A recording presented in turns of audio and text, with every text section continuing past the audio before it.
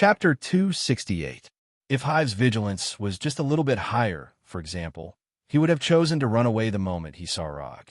In that case, he might still have a sliver of a chance to survive. Unfortunately, thousands of years of exile had caused him to lose the vigilance that he should have. Hive, who was completely wrapped in the spherical space, didn't completely despair at this time. Although he didn't know what Rog was going to do next, he was confident in his ability to survive. It's nothing more than a change in the place where I'm imprisoned. This won't scare me. After looking at the disgusting sphere floating in front of him, Rog once again activated the reality cube.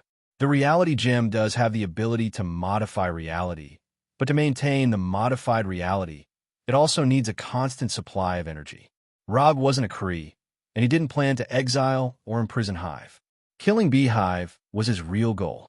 Using a completely enclosed spherical space to completely trap Hive was only the first step of the plan. The reality cube in Rog's hand once again shone with a strange dark red light, and a half-meter-wide circular portal appeared in front of him.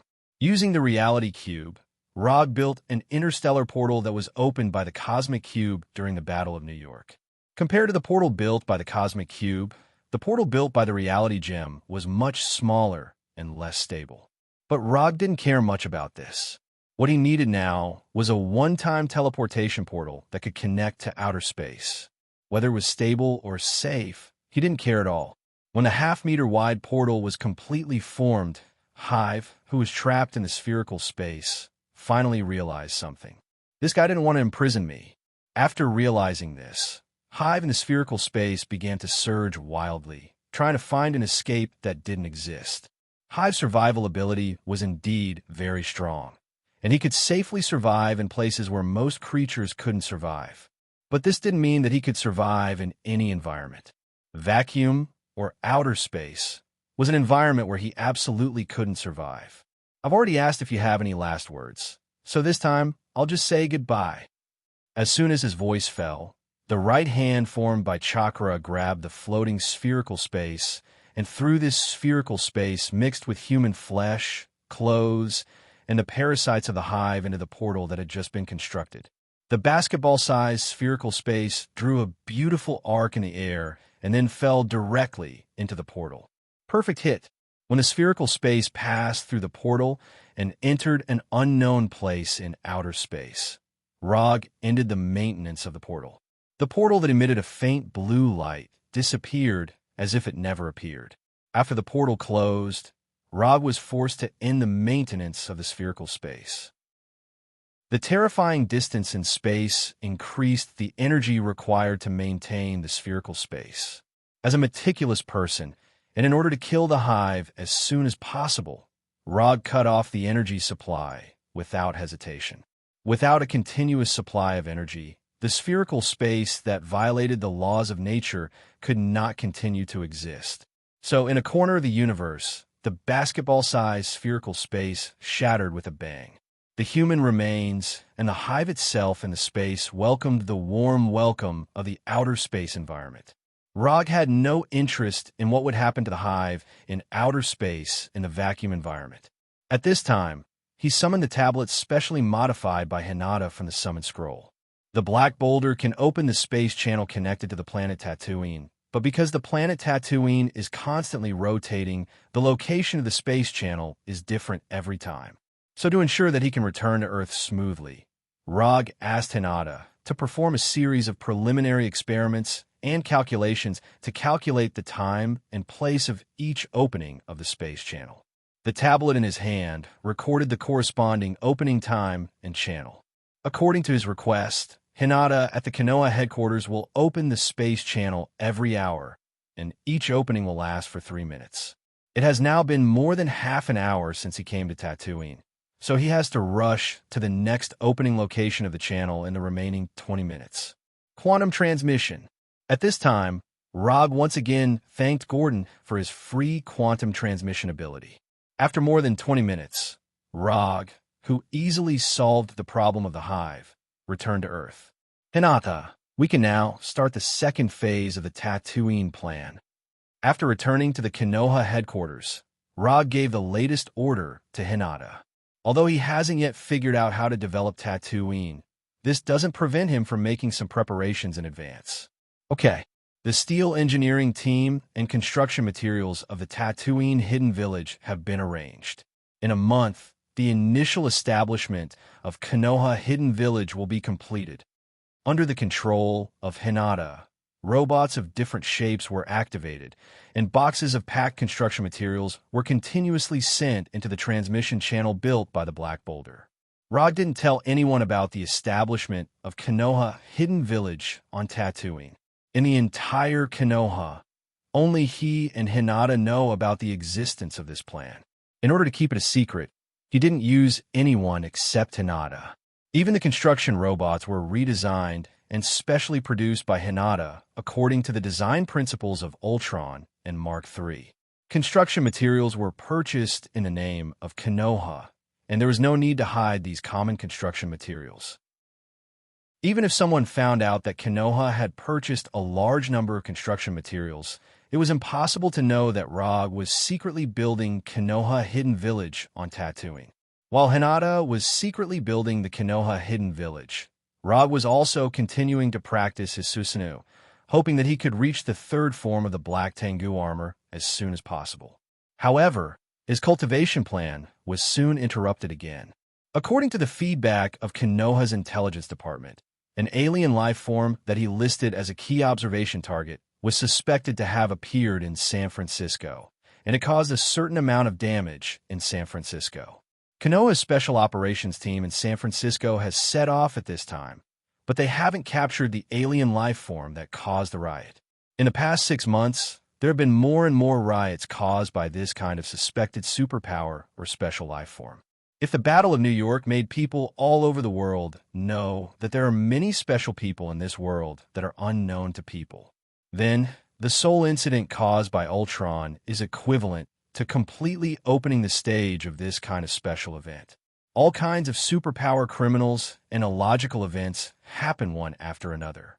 Even those criminals who only want to rob and bully ordinary people on weekdays have embarked on a different path of upgrading. Chapter 269. Under normal circumstances, the riots caused by this kind of special event would not be reported to Rog, but would be handled by Konoha's special operations team. However, Rog once reminded the intelligence department that once the special event he mentioned was discovered, he must be notified as soon as possible. So this time, the riot caused by a suspected alien life form in San Francisco was directly reported to him. There weren't many special events that Rog could specifically request attention to. Up until now, there had only been 2. One was an alien life form that was suspected to have the ability to change its form, and the other was a skeleton with flames all over its body. Of course, this was only a general description of the intelligence department. What he really wanted to pay attention to was actually Venom and Ghost Rider. However, he couldn't tell the intelligence department about Venom and Ghost Rider, so he could only let them pay attention to similar events. San Francisco, alien life form. If there was no accident, this should be the Venom he had been waiting for a long time. Or rather, a symbiote. Because of him, the timeline of this world has become more and more different from what he remembered, and he wasn't even sure if the people and events in his memory would still happen. After carefully browsing the information submitted by the intelligence department in his office, Rog put this special event in San Francisco under his name. At present, there were only a few people in Konoha who were qualified to lead a team to solve special events. Punisher and Abomination were his earliest subordinates, and now they were the main force of external operations. Gecko Kara and Daisy would also deal with some tasks that were not so difficult. Kurenai Tank didn't admit that he was a member of Konoha yet, but he was basically willing to do the tasks assigned to him. As for Pietro and Walter, Rog didn't list them as operatives at first. However, Pietro, who couldn't stay idle, took the initiative to apply to join the operations department and now became a captain of the operations department. After 6 months of hard work and constant appearances, Pietro finally got his own title, Konoha Quicksilver. Although this title didn't sound as good as Konoha's White Fang, it was still a good title. Walter also went on several missions with Quicksilver, but they were all ordinary missions that weren't very difficult. Perhaps it was because of Walter's personality, but he wasn't very interested in fighting and didn't use his superpowers as often as Pietro did. Walter's decision made Rog feel much more at ease. Walter's ability was indeed very strong. At its peak, it could even surpass the reality gem.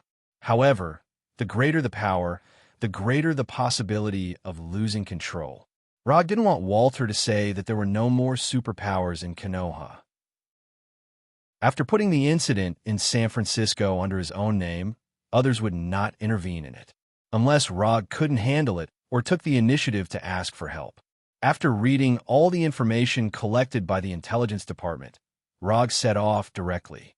Through the surveillance video at the scene of the riot, as well as the videos taken by the onlookers, he could basically confirm that the ones who were currently jumping around and causing riots in San Francisco were the symbiotic demons.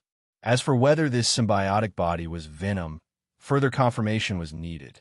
After all, symbiotic demons looked similar, especially when they were of the same color. They gave off the feeling that they were twins. Quantum teleportation. A brilliant aurora-like light appeared, and then Rog's figure completely disappeared. At the same time, an equally brilliant light appeared on the top floor of a certain building in San Francisco. Once again, he had to thank Gordon for his selfless contribution. He had to admit that Gordon's quantum teleportation ability was really useful. Although it was far inferior to Flying Thor in battle, it was very useful for long-distance teleportation. San Francisco was a world-famous tourist destination. It was one of the most important high-tech R&D bases in the world and the most important financial center on the west coast of America. The population here wasn't as terrifying as New York, but it was still shocking. There were almost 1 million people living in San Francisco. It wasn't easy to find a person who was possessed by a symbiotic demon but hadn't transformed. Rog wasn't interested in sensing them one by one, so he adopted a very simple method. Wait. From the current situation, the symbiotic demon was clearly looking for something. At the same time, the symbiotic demon was being hunted by an unknown organization. In Rog's memory, it was the Life Foundation next to the Golden Gate Bridge that brought the symbiotic demon to Earth. However, this was just his previous memory. After knowing that there was a Life Foundation in San Francisco, he asked Konoha's intelligence department to pay attention to this foundation. In particular, they paid attention to the Life Foundation's spaceship launch plan. Unfortunately, this Life Foundation had no interest in life outside the Earth, nor did it have any intention of exploring the stars. Therefore, this symbiotic demon incident really had nothing to do with the Life Foundation. After admiring the environment of San Francisco from a condescending position, Rog took out a pair of sunglasses and put them on. From the outside, this is a pair of ordinary sunglasses. At most, it looks a bit expensive. But in fact, this is a pair of sunglasses specially modified by Hinata. Through this pair of glasses, Rog can contact Hinata at Konoha's headquarters at any time. Chapter 270. Eddie Brock, who previously worked for the New York Daily Globe, was a somewhat famous reporter. Because of an unconfirmed false report, he lost his job and reputation, was labeled as unreliable, and was ostracized by his peers in New York. In order to bid farewell to the past and to get his life back on track, Eddie Brock moved from New York to San Francisco and became a field reporter for the local news channel in San Francisco. With his excellent professionalism, Eddie quickly gained a foothold in San Francisco and even had his own news column. Simply put, Eddie Brock is a mature man who has experienced a low point in his life and relied on his own efforts to regain his honor. Except for a major professional accident in New York, there is nothing abnormal in Eddie Brock's life record, and he doesn't even have many parking tickets. If you only look at this information, it would be difficult for Rog to associate Eddie Brock with Venom. Although from the information, Eddie Brock doesn't seem to be the kind of person who would commit crimes with extraordinary powers, Rog still insists on his own opinion. If the symbiote that caused the riots in San Francisco is really Venom, then the host of Venom must be Eddie Brock. Because this is the fate of Eddie Brock. Investigate Eddie Brock's whereabouts in the past few days. I want to know what he has been doing in the past few days. After issuing the latest instructions to Hinata, Rog turned off the virtual projection on the lens and began to wander around the streets and alleys of San Francisco like a real tourist. Taste the signature dishes of famous restaurants, enjoy the scenery of famous scenic spots, and respond to fans' requests for photos. If it weren't for the fact that he would occasionally perceive the special life forms nearby while wandering, Rog would look no different from a real tourist at this time. In the process of wandering, he realized for the first time that being too famous was not a good thing. Although he has rarely performed tasks in public as the fourth Hokage recently, even so, it has not reduced his popularity among the people. After signing nearly 100 signatures and enduring more than a dozen female fans with hot figures and hot personalities, he finally dispelled the idea of wandering around with his real face. At night, the Golden Gate Bridge. Rog, who changed his appearance with the transformation technique, stood at the top of the bridge, overlooking downtown San Francisco. By hacking into San Francisco's city surveillance system and the various surveillance cameras on the road that can be connected to the internet, Hinata sorted out the specific whereabouts of Eddie Block in the past few days. Although the scene of the symbiotic demon's transformation was not captured by the surveillance camera, it was basically certain that the host inside the symbiotic demon was Eddie Brock. Now that he had confirmed that the host was Eddie Brock, the identity of the symbiotic entity was obvious. Venom. Venom claimed to be the loser of the symbiotic demons, but it had the power to contend against the leader-level Riot. The identity of the symbiote and the host has been confirmed, but Hinata did not investigate which organization appeared to be capturing Venom. The weapons and equipment used by the captors were not common goods commonly seen on the market. It could even be said that these weapons and equipment were custom-made products. Not only that, but Hinata also discovered that the weapons and equipment used by these captors had never appeared in any country before. In addition to the custom-made weapons and equipment, the combat accomplishments shown by the captors were also amazing. Even compared with Hydra and S.H.I.E.L.D.'s action teams, there was no obvious gap between these captors. Custom-made weapons and equipment, excellent capture teams, these all prove one thing, that is, the organization that is now targeting Venom is not a third-rate character. A mysterious organization with good research and development capabilities and excellent operations personnel. Rob began to be interested in this mysterious organization. Based on what he had always done, any organization that piqued his interest usually didn't have a good ending.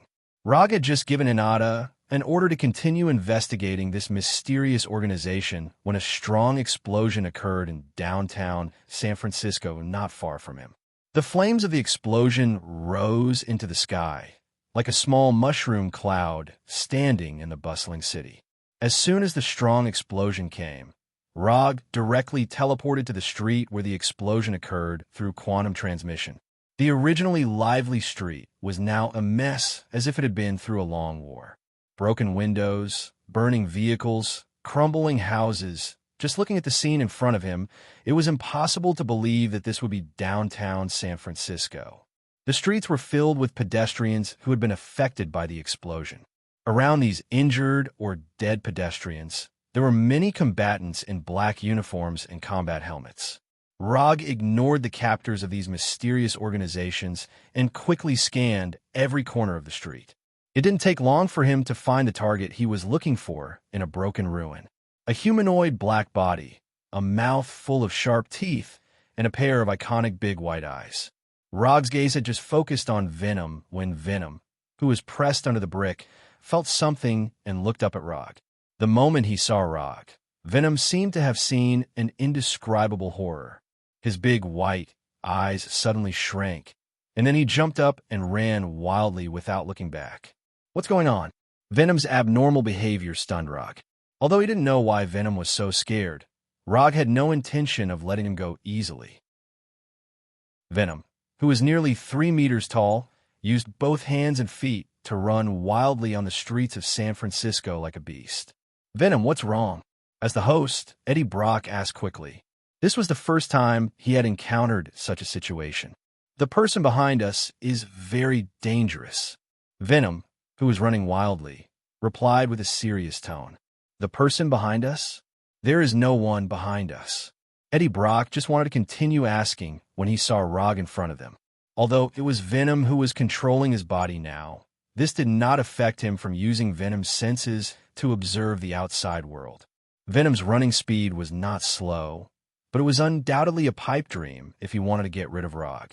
After using Lightning Body Blink a few times, Rog easily overtook Venom and blocked Venom's path in advance. Fire Release Grand Fireball. Without any hesitation, Rog directly spewed out a huge fireball with a diameter of more than 3 meters. The huge orange-red fireball flew towards Venom like a cannonball. Chapter 271. For a long time, Fire Release has been described as smokeless and can't burn people to death. However, this situation will never happen to Rog. Although he didn't count carefully, the number of people who died under his Fire Release attack is not small. Among them are many Warnerheim Protoss warriors whose physique is far beyond that of the Earth's humans. Seeing the huge fireball with a diameter of 3 meters coming towards him like a cannonball, Venom quickly began to change direction. This level of fire attack, not to mention Venom himself, is afraid of fire attacks. Even if he doesn't have the weakness of fire, he doesn't intend to use his body to resist the fireball. Venom's limbs suddenly exerted force, and his whole body jumped high like a flea, trying to directly avoid the oncoming fireball. However, Rog's attack is not so easy to avoid. Under normal circumstances, Grand Fireball can only be used in a straight-line attack, and it is very easy to avoid. This is why Fire Release Ninjutsu is underestimated. Ninjutsu that can't hit the target, or ninjutsu that can be easily avoided, is a ninjutsu that has no practical value. Therefore, in order not to waste the ninjutsu he used to exchange for Grand Fireball, Rog made some improvements to the Grand Fireball Jutsu. The Grand Fireball Jutsu is indeed not much of a threat. But what if the Grand Fireball can change its trajectory? In order to change the trajectory of the Grand Fireball, Rog borrowed some of the techniques of Fire Dragon Bomb. Chakra can control the direction of the Fire Dragon Bomb, making it extremely difficult to avoid. Since the Fire Dragon Bomb can do this under Chakra's control, then Grand Fireball naturally has this possibility. After a series of tests and practical operations, Rog successfully mastered the method of controlling Grand Fireball with Chakra. Venom, who jumped high, just breathed a sigh of relief. Then he saw the huge fireball that should have continued to fly forward suddenly change direction and flew straight towards him in the air. Bad. The air is not the ground. There is no place to borrow strength here. Although the sudden change of direction completely disrupted Venom's rhythm, Venom still didn't give up. Venom's hands shot out a black spiderweb-like substance that flew like lightning towards the houses on both sides of the road. As long as a black spider silk sticks to the house, Venom can swing out of here like Spider-Woman Gwen. Venom's response wasn't wrong, but he underestimated the flying speed of the fireball and overestimated the speed of the black spider silk. Boom!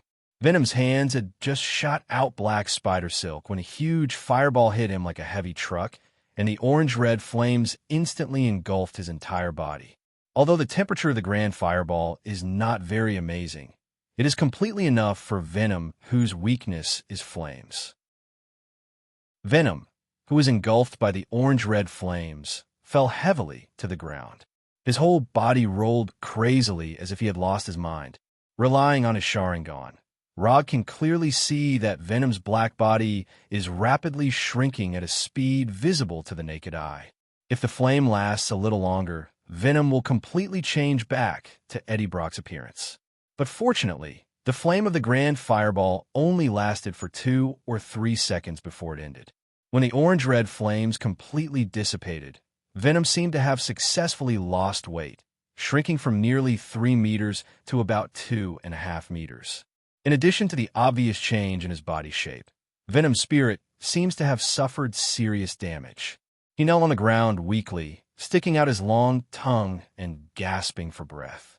For some reason, looking at Venom's current appearance, Rog suddenly felt a little unbearable. However, he quickly threw these thoughts to the back of his mind. Although Venom looks miserable now, With his healing ability, it won't take long for him to recover completely. Rapid recovery and regeneration are as simple as breathing for the symbiotic demons. Sure enough, within a few seconds, Venom, who was kneeling on the ground, began to expand rapidly, expanding back to his previous 3-meter-high appearance. Do you want to fight here and then talk? Or should we skip the fight? Rog came to Venom and asked in a calm tone. He didn't intend to kill Venom. If he wanted to kill Venom, he didn't need to do it himself. The reason why he came to San Francisco was that he had some deals to discuss with Venom. Who are you? I never talk to guys who pretend to be other people. Although Venom couldn't see through Rog's transformation technique, he was sure that Rog had used some kind of mysterious disguise. This is not a special ability. It is purely an intuition that he has obtained after living for a long time and experiencing too many things. My name is Rog. If you like, you can call me Yondaime Hokage. Rog directly reported his identity, but he did not remove the effect of the transformation technique. After hearing Rog's reply, Venom did not answer immediately, but began to search the memory of the host, whether it was Rog or Yondaime Hokage. For Venom, who had just arrived on Earth and was inexplicably hunted as soon as he arrived, they were all completely unfamiliar existences. After roughly figuring out the identity of Rog through the memory of the host, Venom gave his answer. Where are we going to talk? Of course, we are going to the hotel to talk. As soon as the voice fell, the light of quantum transmission emerged from Rog's body and then completely enveloped Venom. After the brilliant aurora-like light disappeared, the figures of Rog and Venom also disappeared completely. Then a luxurious hotel suite appeared in front of them.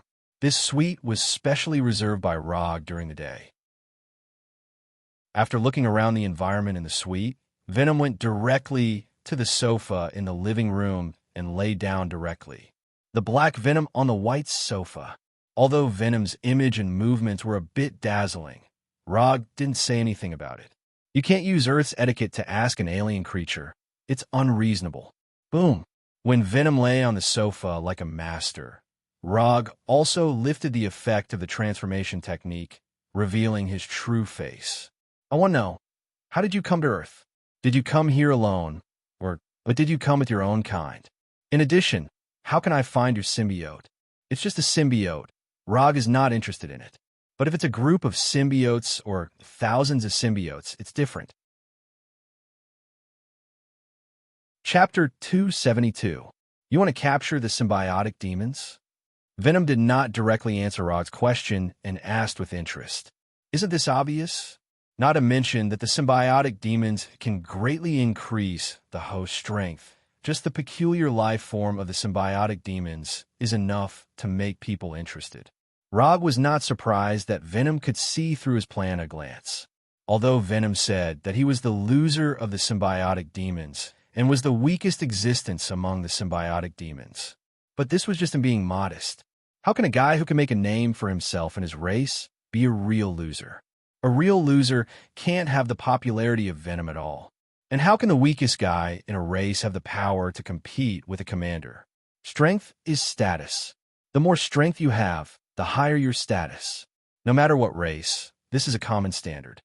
Why should I help you? Anyway, they're my kind. I don't think I need to help you. Venom, who was lying on the sofa, carefully looked at Rog and said silently, If it is under normal circumstances, you really don't need to help me. But unfortunately, it is not normal now. After speaking, Rog paused for a moment and then continued. After experiencing the events of the past few days, you should also be very clear that you are now being watched. Judging from the weapons and equipment they use, the people who are now capturing you have enough understanding of the symbiotic demons. Although you can still jump around, you're only one person after all. Even if you can hold on, your host may not be able to hold on. If my perception is not wrong, your current state is not very ideal. With your current situation, how many times do you think you can escape capture? Once, twice, or 3 times.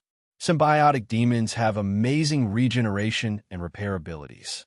Even if it is a broken limb, or even a fatal injury, the symbiotic demons can recover to normal in a short time.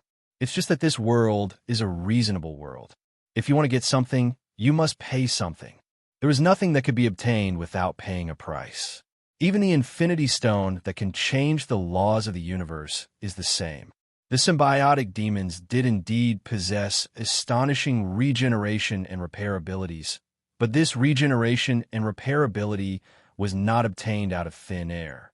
Although Rog did not know what method the symbiotic demons used to complete their regeneration and repair, there was one thing he was certain of. There was a limit to the regeneration and repair of the symbiotic demons, and a certain price had to be paid. After comparing the life energy intensity of Venom before and after being attacked by the fireball, he was even more convinced of this point. Do you think I'm the kind of person who would betray my own kind for my own safety? Venom snorted in disdain.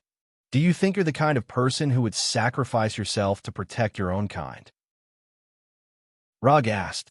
The atmosphere in the room began to become a little awkward. After 2 or 3 minutes of silence, Venom spoke again. First, I came to Earth through a meteorite. Secondly, apart from me, there are 3 other guys who came to Earth with me. They are Howl, Fear, and Rip. Thirdly, those 3 unlucky fellows have already been captured. If you want to find them, you can only look for the people who captured them. If you want to find more symbiotic demons, you can only go to the universe to find our home planet. The home planet is the only planet where we can live normally without possession. As for the specific location of the home planet, I don't know.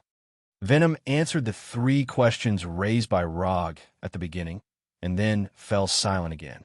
After listening to Venom's answer, Rog frowned slightly. Excluding Venom, there are only 3 symbiotic demons, which is a lot less than he thought. This number is a bit far from the symbiotic demon army he wants, very far. You can only live freely without possession on the home planet. Then how did the 4 of you survive on the meteorite? Rog asked his doubts. The meteorite was a stone on the home planet. Howl and I were discussing something on the stone, and an inexplicable space channel appeared around us and sucked us in with the stone. Then we were near the Earth, sucked in by the Earth's gravity, and finally came to the Earth. Venom briefly explained the ins and outs of the matter. From his tone, it can be heard that he was also speechless about his experience. But this is also understandable. Think about it. If you stay at home and are inexplicably teleported to a completely unfamiliar planet, your mood will also become very bad. An unexpected disaster. Venom and the other 3 used their own personal experience to prove what is called bad luck. Excuse me for asking, how big is that stone? And the 4 of you are not all men, right? From the names Venom, Howl, Fear, and Tear are all typical male names. As far as Rog knows, the reproduction of the symbiotic demons seems to be asexual, so he is a little curious about why the 4 of them appeared on the same stone. Put away your strange thoughts. We are different from humans. We don't have your strange hobbies and primitive reproduction methods. In the following time, Rog asked some questions about the symbiotic demons and the symbiotic demon's mother planet. If he remembers correctly, on the symbiotic demon's mother planet, there is a fierce man who cut off the head of a member of the Kagami group with a sword. The god of symbiotic demons, Nar. Of course, when mentioning the god of symbiotic demons, he has to mention his famous sword, the Black Death Sword. He doesn't know if the Black Death Sword is now in the hands of the God Slayer. If there is a chance in the future, he can inquire about the relevant information. After reaching the initial cooperation agreement with Venom, Rog used quantum transmission to bring Venom back to Konoha's headquarters.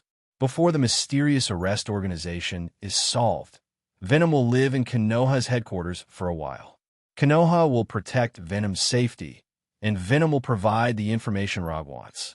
After arriving at Konoha's headquarters, Venom removed his transformation form and returned control of his body to Eddie. After arranging a room for Eddie and Venom to live in, Rog returned to his office and issued the latest order to the intelligence department. Search for the mysterious organization that captured the symbiotic demons. According to Venom, they were teleported to the outside of the Earth by an inexplicable space channel. But Rog always felt that things were not that simple. The reason is simple. the weapons and equipment used by the mysterious organization are a bit wrong.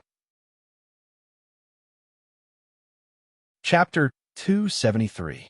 The time doesn't match. Although the weapons and equipment used by the mysterious organization during the capture were not particularly high-tech, it was not something that could be designed and produced in a short period of time.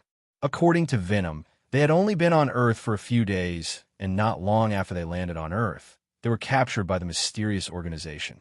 Combined with these circumstances, it was not difficult to infer that this mysterious organization knew about the existence of the symbiotic demons early on and knew when the symbiotic demons would come to Earth. Therefore, Venom and the others, who inexplicably came to Earth, encountered such a professional capture team. There are only two possibilities for the mysterious organization to arrange the plan to this extent.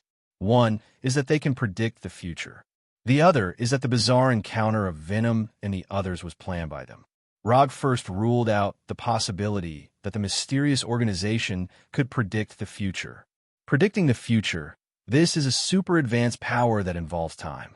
Unless this mysterious organization has mastered the Time Stone and mastered the correct use of the Time Stone, it is impossible for them to have the ability to predict the future. If this mysterious organization really has the ability to predict the future, they would not have the idea of the symbiotic demons. Compared with the ability to predict the future in time, the symbiotic demons are obviously several levels lower. If it is not the ability to predict the future, then there is only the second possibility. This mysterious organization single-handedly planned the appearance of Venom and the others and forcibly brought them from the symbiotic demon's mother planet to Earth. Of course, the mysterious organization may not know the identity of Venom and the others. For them, this is similar to fishing in the sea. They can catch whatever they want. It's just that Venom and the others had bad luck and were caught by the mysterious organization. Although this will involve the problem of space channels. However, compared with predicting the future, space channels and so on are obviously much easier and more realistic. Under the full search of Konoha's intelligence department, this mysterious organization that has never appeared in the past finally revealed some clues. Because of time, although Konoha's intelligence department did not fully grasp all the information of this mysterious organization, they still dug out a lot of valuable information from it. Oscorp. After a series of investigations, Konoha's intelligence department found that this emerging mysterious organization was inextricably linked to Oscorp. Whether it is the weapons and equipment used by the mysterious organization or the secret base used by the mysterious organization to hide their whereabouts, they're more or less related to Oscorp. After reading the information collected by the intelligence department in the past few days, Rog found that the symbiotic demons incident this time seemed to be a little more complicated than he thought.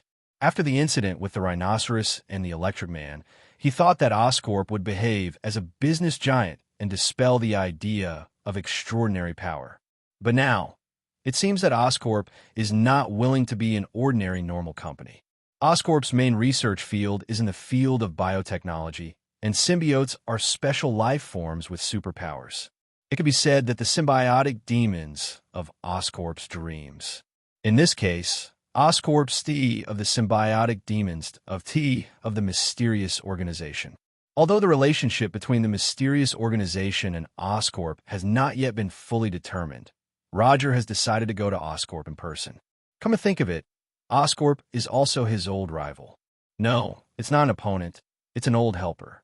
Whether it's Dr. Connor's Super Lizard Serum or Gavin's Super Spider Serum, Oscorp has helped a lot and can be regarded as a great contribution. In particular, Oscorp's electric demon selflessly contributed himself, allowing him to develop several good lightning ninjutsu. After reading the information submitted by the intelligence department, Rog teleported to the public training hall of the headquarters and found Venom, who was wrestling with Abomination. He didn't know how Venom saw Abomination. Since Eddie met Abomination by chance a few days ago, Venom had a great interest in Abomination. In the past few days at Konoha's headquarters, Venom was basically online 24 hours a day, not giving Eddie any private time at all. After Venom took control of his body, he didn't do anything strange. He just inexplicably fought with Abomination. Compared with Abomination, compared with Abomination, compared with Abomination, compared with Abomination, compared with Abomination, except for not competing with Abomination in terms of fire resistance, high temperature resistance, and resistance to sonic attacks. Venom basically has to compete with Abomination in everything. If he wasn't sure that Venom had no intention of changing hosts, Rog couldn't help but wonder if Venom intended to let Abomination be his host. Speaking of which, it was strange. The Abomination, whose appearance and body were equally shocking, had an unusual and powerful attraction to those with long tongues. Perhaps he had chosen the wrong charm point, but he had a strong attraction to those with long tongues. Dr. Connors is like this, and so is Venom. Do creatures with long tongues like big green guys? Just as Rog's imagination was running wild, Venom and Abomination also decided the winner of the arm wrestle. Although Venom's strength is good compared to Abomination, especially compared to Abomination who has been strengthened by extremists, his strength is still a little weak. Stop playing, it's time to go out and work.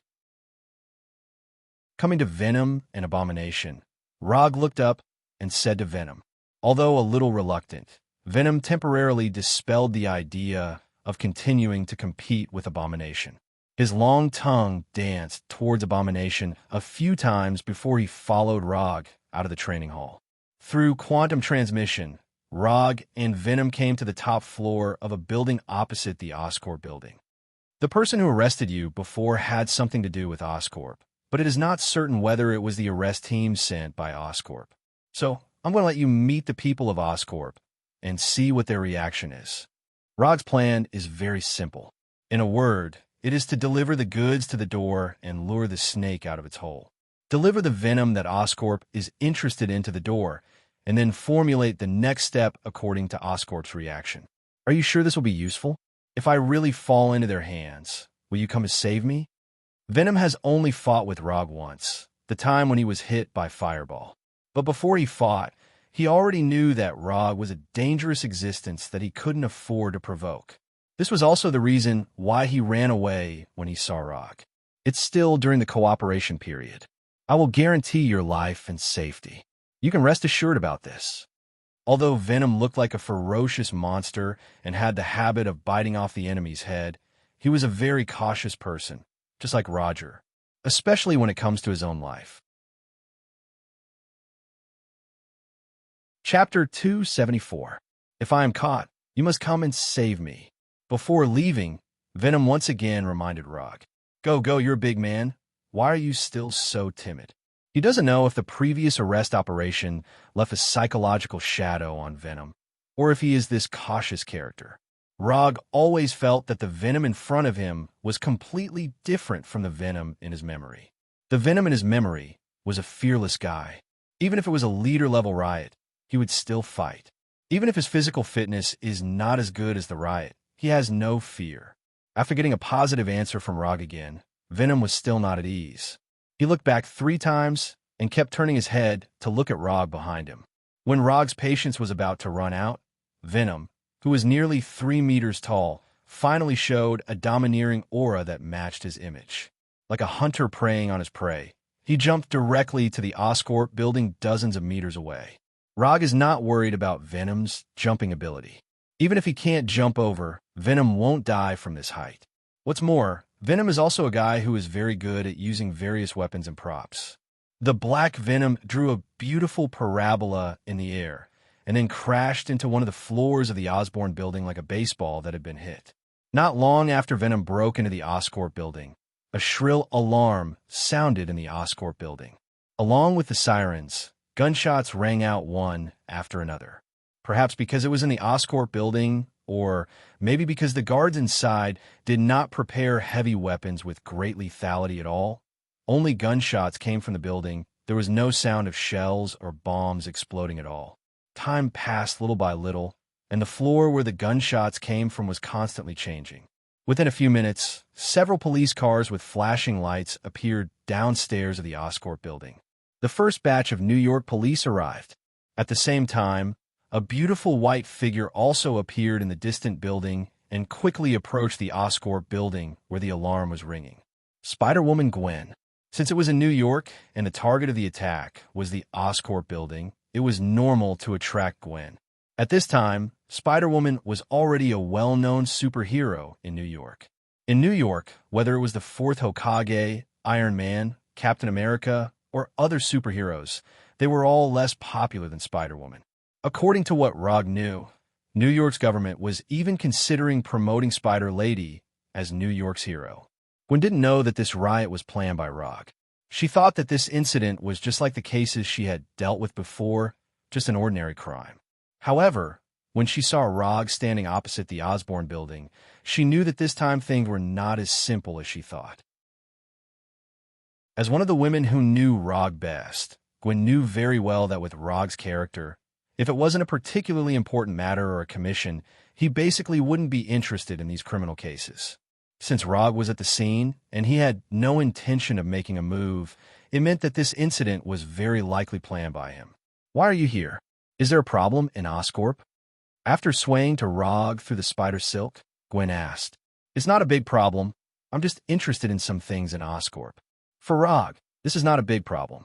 Whether it's Venom, who is now rampaging in Oscorp, or the three symbiotes who are likely to have fallen into Oscorp, they are not particularly interesting to him. 3 or 4 symbiotes can't meet his ambitions. 30 or 40,000 symbiotes, or Nar, the god of symbiotes, meet his requirements. Won't the action inside hurt innocent civilians? Gwen asked worriedly as she glanced at the Oscorp building opposite. "Don't worry, I told him." After hearing Rog's answer, Gwen put down some of her worries a little. However, her eyes never left the Oscorp building where gunshots and sirens were ringing. Although Gwen has power beyond ordinary people, she is different from Rog. Her concern for ordinary people is far above Rog. Although Rog will not deliberately involve ordinary people in the battlefield when he acts, he will not let himself be restrained because of these ordinary people. This is the main reason why S.H.I.E.L.D. previously gave him a lack of sympathy for the weak evaluation. But Gwen is different. She is like a real police officer, and she is the kind of police officer who puts the safety of ordinary people first. Roger had warned Gavin many times before, warning her that such an approach could easily cause her to suffer unnecessary threats and harm. But no matter what he said, Gwen still insisted on this approach.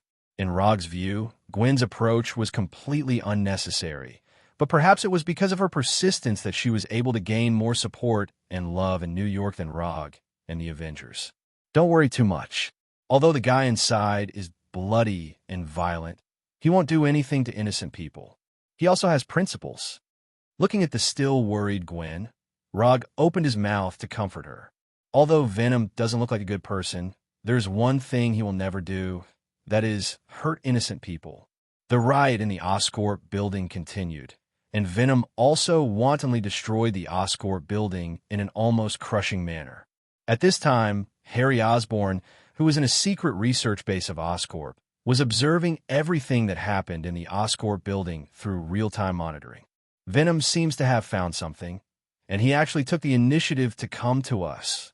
As the chairman of the Oscorp group, Harry Oscorp was very clear about the origin of Venom, or rather, he was the one who brought Venom and others to Earth. According to the original plan, these symbiotes who came to Earth would become Oscorp's latest research material. But no one thought that with full preparation, Venom actually broke out with strength far beyond their imagination, forcibly breaking through the encirclement and successfully avoiding several subsequent pursuits. As a result, the symbiote capture plan, which should not have alarmed any organizations and forces, became a San Francisco special creature invasion event.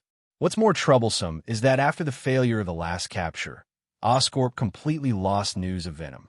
Looking at Venom's wanton destruction in the Oscorp building on the screen, Harry Osborn's face became extremely gloomy.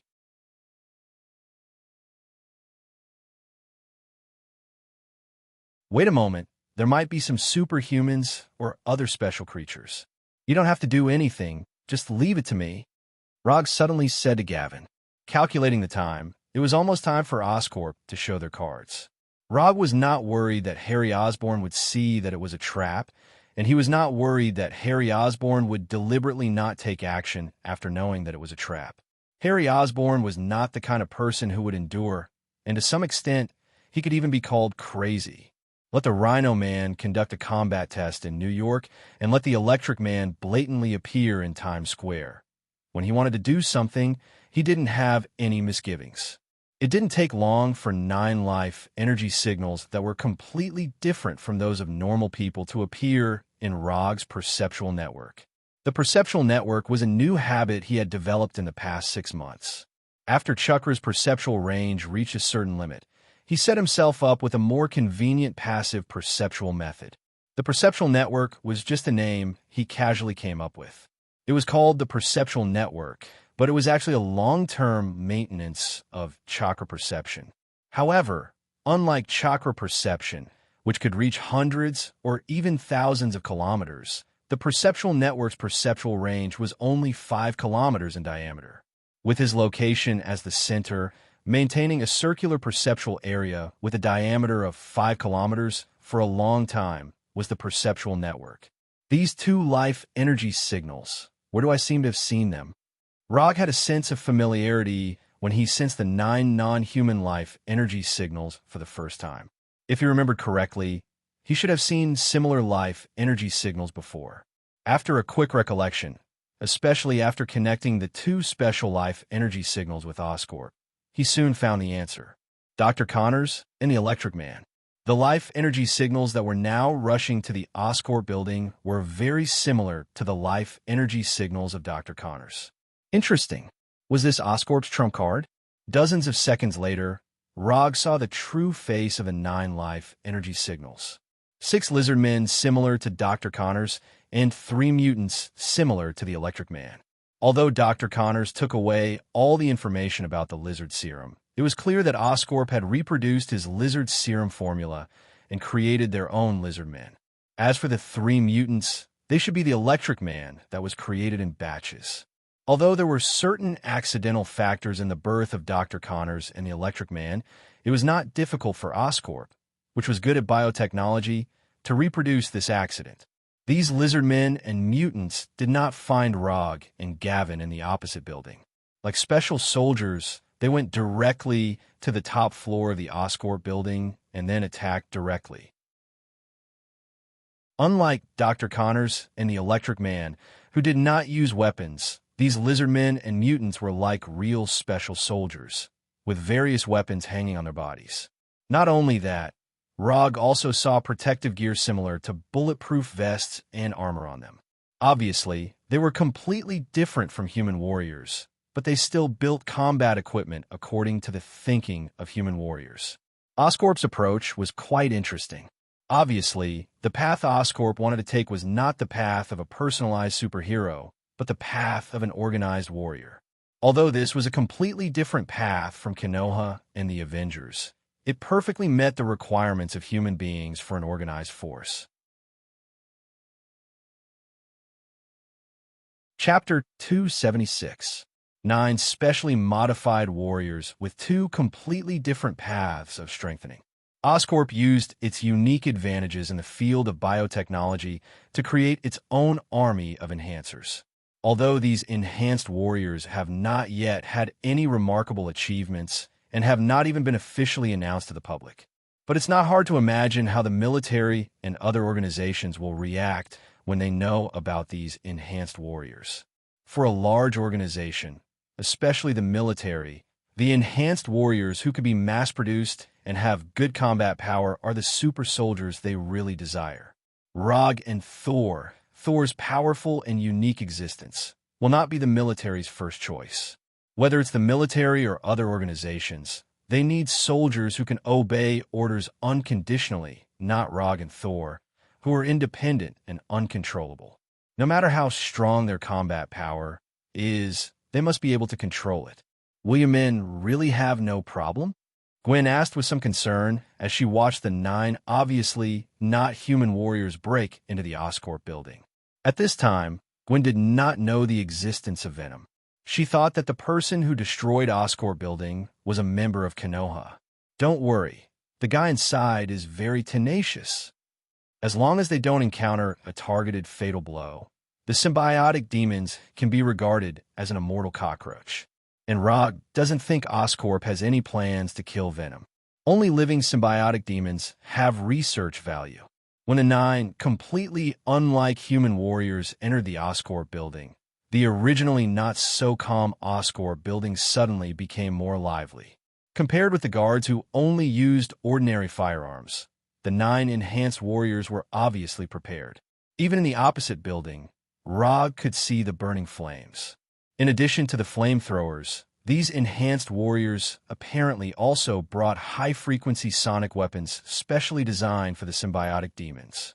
It didn't take long for Rog to witness the scene of Eddie Brock, who had returned to his original form, being taken away by the enhanced warriors.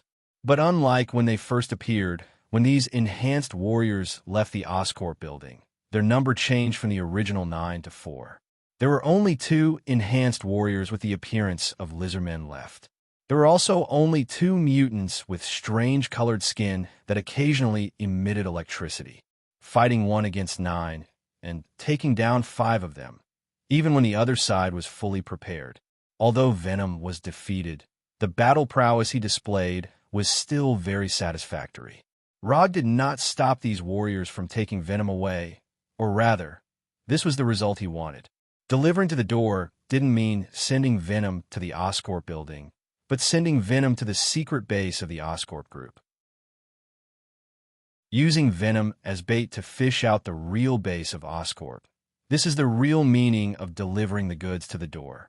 Of course, Oscorp can also send Venom to other bases to avoid exposing the real base.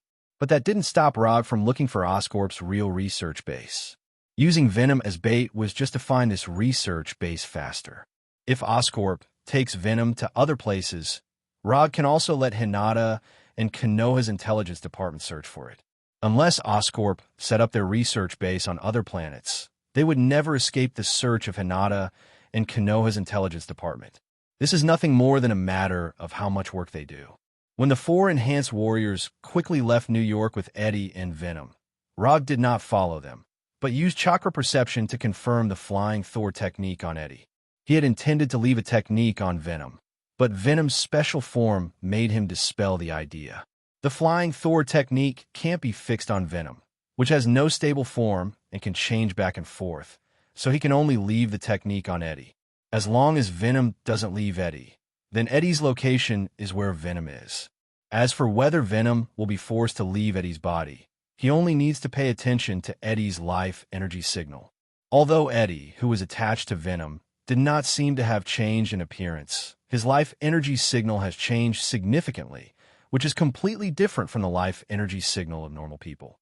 So as long as he pays attention to his life energy signal, Rog can know whether Venom is still in his body.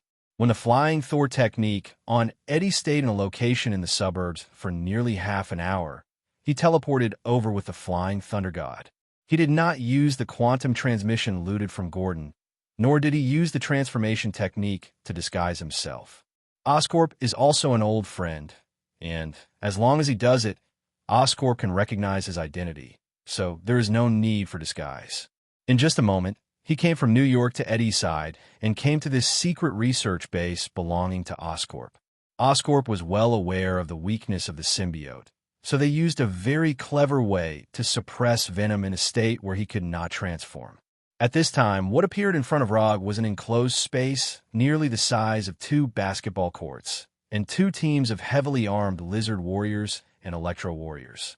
In this huge and somewhat outrageous enclosed room, there was also a huge display screen hanging. On the display screen was Harry Oscorp, the chairman of Oscorp, who has become famous in recent years. In addition, every corner of the room was filled with a mosquito-like buzzing sound. It was these ubiquitous buzzing sounds that made Eddie, who was tied to the chair, struggle as if he was possessed by an evil spirit. A black, petroleum-like substance constantly emerged and disappeared from his body. Obviously, these mosquito-like buzzing sounds were high-frequency sound waves specifically targeted at the symbiote. Rog looked up at the display screen hanging in the air and saw Harry Oscorp's unconcealable look of surprise. Although Rog has appeared in this room for more than 10 seconds, Harry Oscorp still hasn't recovered from shock. How could it be him? How could it be the fourth Hokage Rog who took Venom away? Harry saw the picture of Venom being taken away on the streets of San Francisco, but he never thought that the person who used the strange transmission method would be Rog. Looking at Rog's smiling expression, Harry suddenly had a feeling that the whole world was against him. I just want to study the symbiote. How did this guy come out? Is this guy the natural nemesis of Oscorp? Was there still any reason in this world?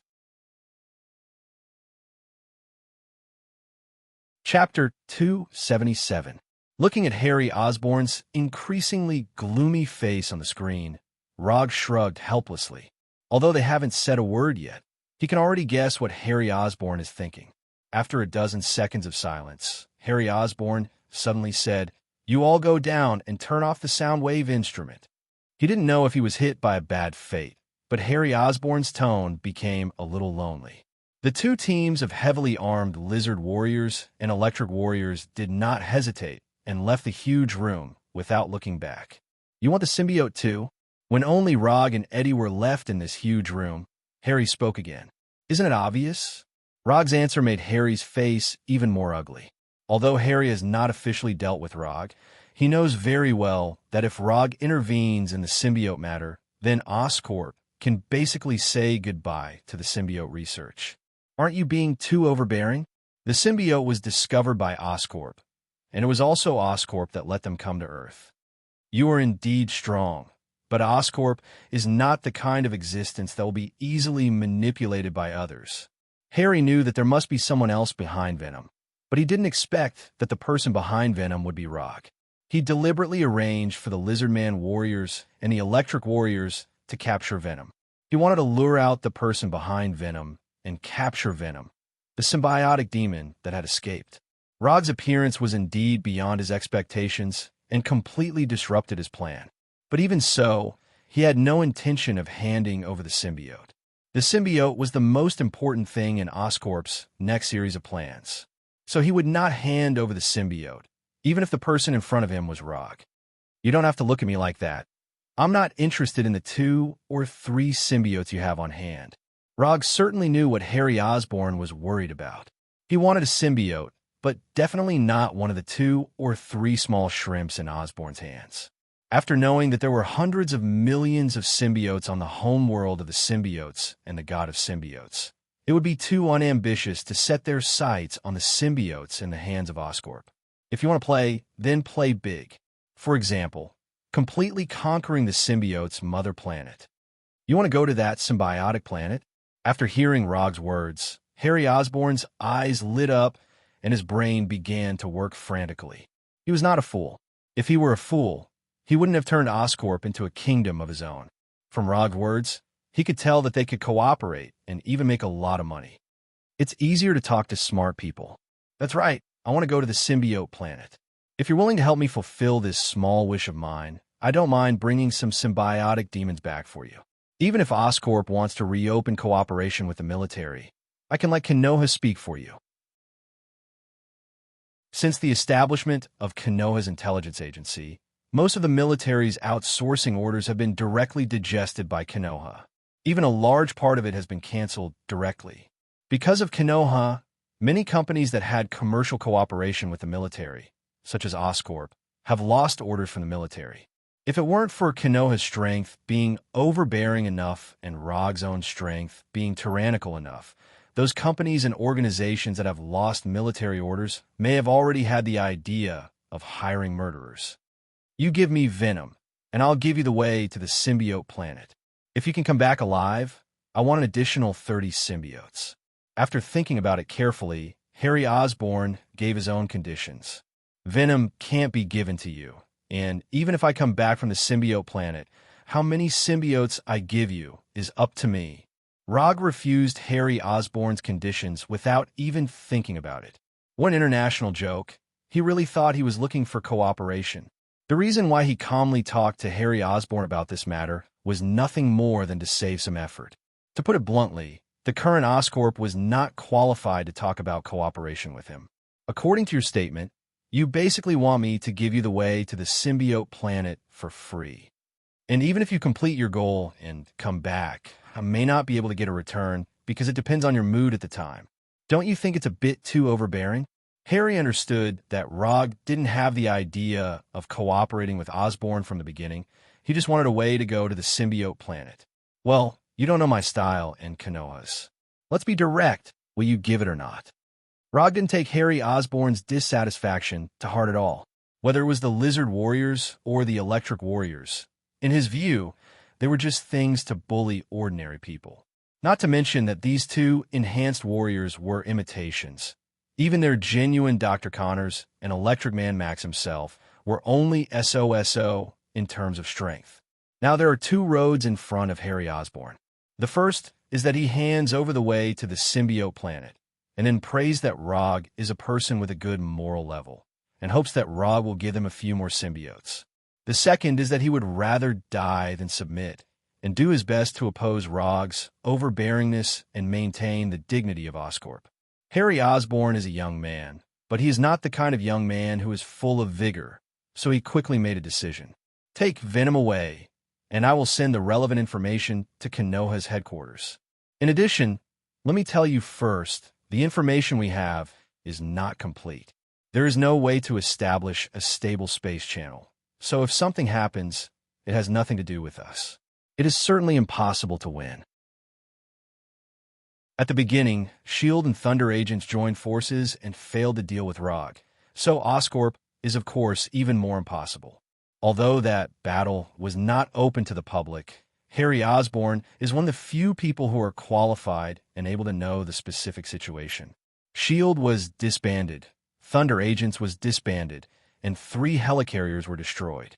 Hydra was the biggest scapegoat and was chased all over the world. Until now, he didn't even dare to show his head. It's really easy to talk to smart people. I accept Oscorp's kindness. After that, Rog grabbed Eddie, who was still a little depressed, and used quantum transmission to return to Konoha's headquarters. Chapter 278. Not long after Rog returned to Konoha's headquarters with Eddie, Harry Osborn transmitted the method to go to the symbiote's homeworld. Under the huge gap in strength, and in the face of potential benefits, Harry Osborn was not as hot-blooded as other young people, but made a wise choice that could benefit both sides. Rog was not particularly surprised by Harry Osborn's decision. Harry Osborn is a person who knows how to judge the situation. Compared with the future benefits and costs, face is not important. After receiving the information from Harry Osborn, Rog immediately asked Hinata to conduct systematic analysis and research. He didn't worry about the authenticity of the information, and Harry Osborn wouldn't do such a meaningless thing at this time. Letting Hinata do research and analysis is just to ensure that he can safely go to the symbiote's homeworld. He is indeed interested in the symbiote and the god of symbiotes, but he won't put himself in a dangerous situation because of his interest. A cautious ninja isn't just talking about it. Time passed day by day, and after repeated calculations and tests for nearly a month, Hinata finally calculated the relatively safe coordinates of the space channel. In order to build this space channel, Hinata also deliberately cut a piece of the black boulder that can connect to the Tatooine planet and used it as the main material of the space channel. In addition, Rog also used the Gem of Reality to cooperate with several tests, so that Hinata could calculate the space coordinates of the symbiote's homeworld faster. Even the Kree battleship, which has been renamed Golden Jack, became a test tool in Hinata's hands.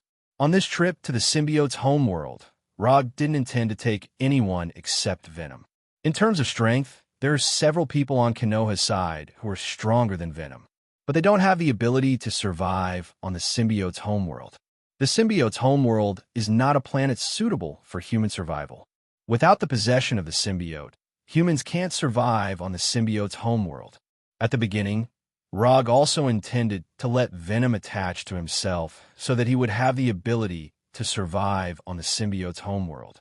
But in the end, he dismissed the idea. The reason is simple. He doesn't like the feeling of other creatures in his body. How should he put it?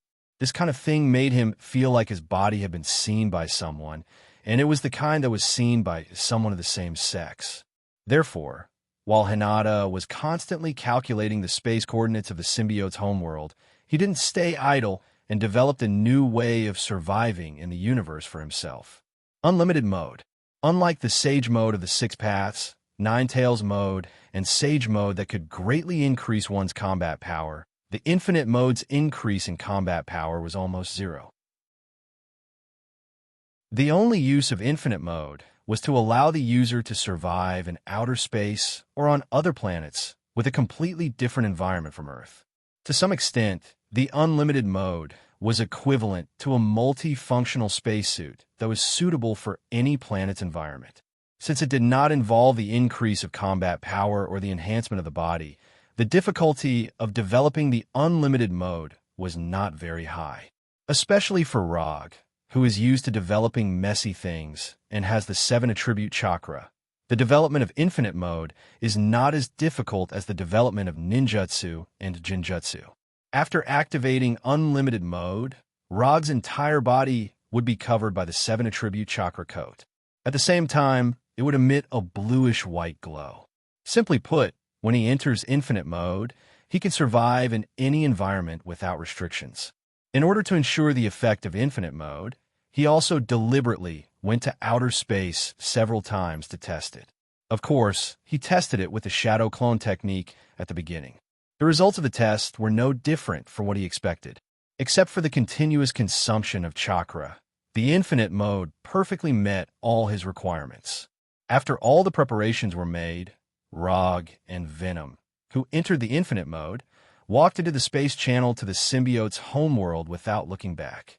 Rog and Venom will go to the symbiote's homeworld through the space channel, and the Golden Jack controlled by Hinata will use the jump points in the universe to approach the symbiote's homeworld little by little.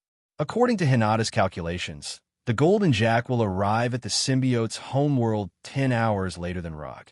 When the Golden Jack comes near the symbiote's homeworld, Rog can return to the battleship through the Flying Thor or quantum transmission, and then return to Earth with the Golden Jack. There is no problem with the flow of the plan.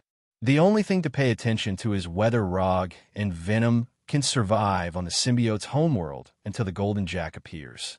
Regarding this, neither Rog nor Venom has any worries.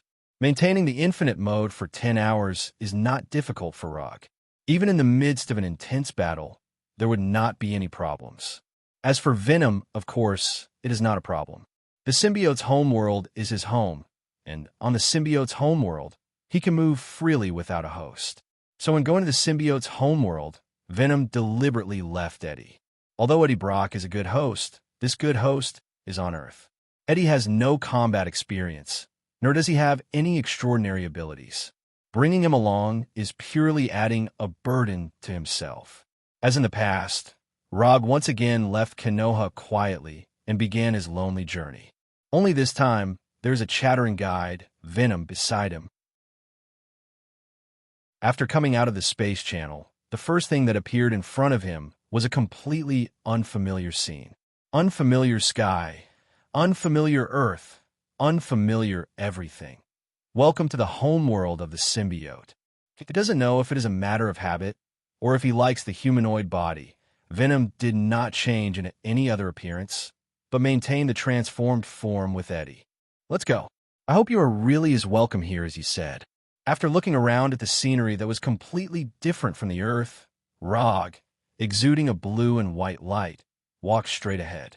Looking at the excessively calm Rog, Venom licked his fangs with his long tongue, and then quickly followed. The purpose of Rog's trip to the symbiote's homeworld this time is very simple. That is, to capture as many symbiotes as possible. The stronger the better. If he can get the symbiote god, an AR, then of course it would be the best. But he can only think about this idea in his mind for the time being. The symbiote god, an AR, is a fierce man in the true sense, a fierce man who can cut off the head of the Kami group with a sword. The famous void in the universe may be the head of this unlucky Kami group. Chapter 279. If there is a chance, I must go to nothingness to take a look and meet the famous collector of the universe. Rog's mind at this time was not focused on the unique alien scenery around him, but he was planning his future trip to the universe. Although there are many hidden big shots on Earth, if you want to increase your knowledge, you still have to go to the universe. Not long after they set off, Venom would talk to Rog about some things on the symbiotic planet from time to time. But as he talked, he lost interest in talking. No matter what he said, Rog's answers were basically, "Is that so understood? Not bad and pretty good." If someone else treated him with such a perfunctory attitude, Venom would have bitten off the other party's head. But the person who was perfunctory with him now was Rog. So all he could do was to shut up obediently. Rog, exuding a blue and white light, and the black Venom walked on the barren land without saying a word, like two lonely travelers going to a place of pilgrimage in their hearts. The symbiotic planet is not a normal planet. Although there are hundreds of millions of lives here, these lives are, without exception, symbiotic planets. So here, there's no need to have any idea of appreciating unique alien civilizations and strange alien life forms. Although Rog and Venom were silent, this does not mean that their journey will be quiet all the time. After walking for nearly half an hour, Rog and Venom finally met their first wave of enemies. Liquid-like irregular bodies and strange tentacle-like organs of different sizes all over their body.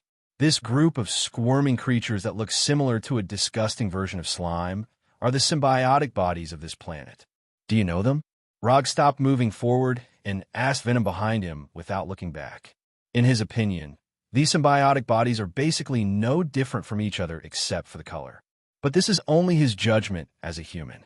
As a member of the symbiotic body, Venom may have some unique recognition skills. I don't know them. Venom looked at the symbiotic demons in front of him seriously and gave an affirmative answer. As soon as Venom answered Rog's question, the group of pale yellow symbiotic demons closest to them suddenly turned into a humanoid form. Venom in his humanoid form was more than 3 meters tall, and the symbiotic body standing in front of them at this time was nearly a meter taller than Venom. "You are Venom?" The light yellow symbiotic creature seemed to be uncertain as it asked in a doubtful tone. Rog raised his head and looked at the pale yellow symbiotic body that was only 4 to 5 meters away from him. A curious look appeared on his face. The bigger the body, the stronger the strength. This was a very simple and common standard to judge one's strength. If the symbiotic demons also followed this standard, then his first prey had appeared. "Who are you? Do you know me?" Venom looked at the pale yellow symbiote and asked, "You really are Venom? A few days ago, I heard that you and Hal were sucked away by the spatial rift. I didn't expect you to come back so soon. Is this creature your spoils of war? It doesn't seem to taste good." After that, the pale yellow symbiotic creature looked at Rog from head to toe and at the same time stuck out its disgusting long tongue. Venom didn't answer, but took a few steps back. Venom's strange action aroused the curiosity of the symbiotic creature, but before it could speak, a huge fireball with a diameter of more than 3 meters appeared in front of it. "Fire release, grand fireball." Boom! The next second, an orange-red flame soared into the sky. Although Rog didn't say a word just now, it didn't mean that he didn't understand anything. After experiencing the language barrier with Luo and the manipulator, he paid attention to the language problems of this space travel. Universal Language Translator.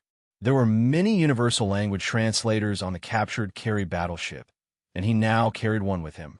Although the symbiotic creature's language was very unpopular, it was still in the Carey Empire's language library.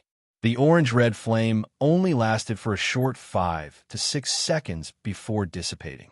The duration wasn't long, but the damage wasn't low at all, especially since the one being attacked was a symbiotic creature with 0 fire resistance. When the flame completely dissipated, the pale yellow symbiotic creature that was taller than Venom once again revealed its figure. Unlike Venom, who could still maintain his human form after being hit by the Grand Fireball, the pale yellow symbiotic creature shrunk back to its original form after receiving the Grand Fireball head-on, like a burnt bread. Rog looked at the motionless symbiotic creature in front of him in disbelief, and looked at Venom with a puzzled expression. What's the situation? Explain. Venom understood the meaning in Rog's eyes and immediately replied, "For our race, body size has nothing to do with strength. Transformation ability and recovery ability are the criteria for us to judge strength. The more types of weapons we can transform into, the better the quality, the stronger the strength, and the same goes for recovery ability." This guy is obviously just an ordinary guy. Venom seemed to look down on the fellow who was killed by a fireball. His tone was full of contempt. Although he was also quite miserable after being hit by the grand fireball, compared with this guy who died directly, he was undoubtedly much better.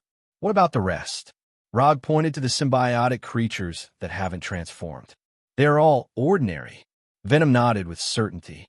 After hearing Venom's answer, Rog suddenly realized a problem. Although Venom's strength wasn't very strong in his evaluation criteria, but among the symbiotic creatures, Venom may already be a very famous powerhouse. This also means that the criteria for capturing the symbiotic creatures he set before may need to be greatly adjusted. According to his original plan, the symbiotic creatures that he can capture back to Earth must at least have the strength close to Venom. Otherwise, bringing these weak symbiotic creatures back is purely a waste of time and energy. Tell me honestly, what is your position in the symbiotic creatures? Don't tell me that you are just a weakling among the symbiotic creatures. The guy who died is the real weakling. Looking at Rog's serious look, Venom also put away his previous cynicism and said in a rare serious tone, "At the army level, ranked in the top 10. Rog didn't know if it was his own illusion, but when Venom said this, he suddenly felt that Venom in front of him seemed to have changed into a different person. Not only did his momentum suddenly become stronger, but even his life energy intensity seemed to have improved a lot. Chapter 280. Top 10 of the Army level? Although Rog didn't know how the symbiotic demons were divided into strengths, the name of the Army level was quite good. At least it looked quite strong. How many levels are there in your symbiotic demons? Rog looked up at Venom with a curious look on his face. There are a total of 6: Soldier, Elite, General, Army, Lord, and King. Most of them are below the General level. The Army level is still okay, and the Lord already has the strength to command a region. As for the King, there is only one, and that is the one you want the most. Venom explained solemnly. At this time, he didn't have the unrestrained demeanor he had on Earth at all, and he was like a different person compared to when he was on Earth. Looking at Venom's rare, serious look, Rog suddenly had a trace of curiosity about Venom's past. After looking at Venom several times, Rog asked again, "Top 10 of the Army level, is it your previous strength or your current strength?" "Of course it's my previous strength. If I could maintain that strength all the time, how could I have fallen to this point? Although I can't maintain my previous peak state now, I can still have an outburst in a desperate state." At this point, Venom suddenly sighed, as if he was reminiscing about something. "While there is still time, tell me about your past. Maybe I can help you restore your original strength." Except for sometimes being talkative, Venom's personality is quite good. More importantly, Rog felt that Venom's current strength was a bit too weak and did not meet his requirements for team members. If Venom can further improve his strength, he doesn't mind helping Venom. "Are you sure you want to listen? My past is not as good as you think." Of course. After getting a positive answer from Rog, Venom began to talk about his glorious and bleak past. Similar to creatures of other races, when the symbiotic demons were born, they were basically destined to reach the limit of what they could reach in this lifetime. To put it simply, the symbiotic demons are also a race that relies extremely on talent. Even if the talented symbiotic demons do nothing, they can slowly grow to the Lord level. As for the symbiotic demons with poor talent, even if they worked hard for their entire lives, they would only be able to reach the rank of Elite or General. Venom's talent wasn't too bad. He was born with the strength of a general. This also meant that as long as he worked a little harder, he would be able to reach the Army level. In the past, Venom had indeed grown to an Army level and had his own symbiotic demon army. According to the life trajectory of the symbiotic demons, Venom at that time had basically reached the limit of what he could reach in this life. However, Venom was not willing to stay at the army level for the rest of his life. Venom was a symbiotic demon that was ambitious and had its own ambitions. Thus, Venom led his symbiotic demon legion on his journey of conquest. In other words, it was a journey to become stronger. For symbiotic demons, there are only two ways to become stronger. The first method was more commonly used and was also the current mainstream method. Relying on possession over and over again, he went through life and death battles that broke through his limits. If they succeeded, the symbiotic demons would be able to break through their own limits and grow to a higher level. Venom chose this method, so he took his symbiotic demon legion and took the initiative to go to the space crack again and again. Go to the new planet, possess the host, and keep fighting. If he died in battle, everything would be over. If he won, he would repeat the process again until he successfully broke through his limits. Through the naturally formed space crack, Venom went to one planet after another and then returned to the mother planet alive again and again. In the end, Venom, who was originally ordinary among the symbiotic demons, relied on his own efforts to improve his strength to the top 10 of the army level. That period was the most glorious period of Venom's life so far. According to this development trajectory, Venom was very likely to rely on his own efforts to successfully break through to the Overlord level and become one of the few peak powerhouses among the symbiotic demons. According to Venom, there were hundreds of millions of symbiotic demons on the entire symbiotic demon mother planet, and there were less than 50 Overlord-level symbiotic demons. If there were no accidents, this would be a very inspirational story of struggle. But life was full of all kinds of accidents, especially man-made accidents. Just when Venom decided to set off again, he encountered an Overlord-level symbiotic demon. Then, the result was without a doubt, Venom lost, and he lost completely. This Overlord-level symbiotic demon defeated Venom, took away his army, and tore half of his body. The path that Venom chose to become stronger was to use life and death battles to break through his limits. In addition to this first, the most common way, there was a second, less common way, but more effective way. Devour a symbiotic demon that is stronger than yourself. Treat other symbiotic demons as food and improve your own strength by devouring them. This method was more effective than the first method that Venom chose, but it was also more dangerous. Since the other party is stronger than you, what qualifications do you have to devour them? Normally, this would be an extremely difficult thing to achieve. But if you have an Overlord-level good friend, then it would be different. Generally speaking, there would not be particularly strong feelings between symbiotic demons, even if it was their own descendants. But there were all kinds of birds in the forest, and it was not particularly strange for one or two symbiotic demons to have extremely deep feelings for each other. In order to help his general-level good friend go further, this Overlord-level symbiotic demon targeted Venom, who was in the limelight, and then the development of the story returned to the common routine. After losing half of his body, Venom's strength plummeted, and he could barely maintain the intermediate zone between general level and army level. And the symbiotic demon that devoured half of his body successfully broke through to army level. Since then, Venom's life has fallen from the peak to the bottom of the valley. Especially those symbiotic demons that he had offended before, they came to him one after another to seek revenge. If it weren't for Venom's rich combat experience and cunning enough, he would have died in revenge again and again. After listening to Venom's story, Rog was silent for a few seconds. He had to say that Venom's experience was a typical fall of a genius. The only difference was that Venom was not the protagonist in the novel. After his fall, he did not rise again, but stayed at the bottom of his life. Boom! Just as Venom looked up at the gloomy sky with a lonely face, a cloud of white smoke appeared out of thin air. Then, an unused commission scroll appeared in front of him. Entrust it. I will help you get back what belongs to you. Chapter 281. Commission. Venom took the commission scroll from Rog and couldn't react for a while. He looked at Rog blankly. Yes, commission. You have also lived in Konoha for a while. You should know that I sometimes accept commissions from others and help them fulfill some small wishes and so on. By the way, let me tell you, my commission completion rate is 100%.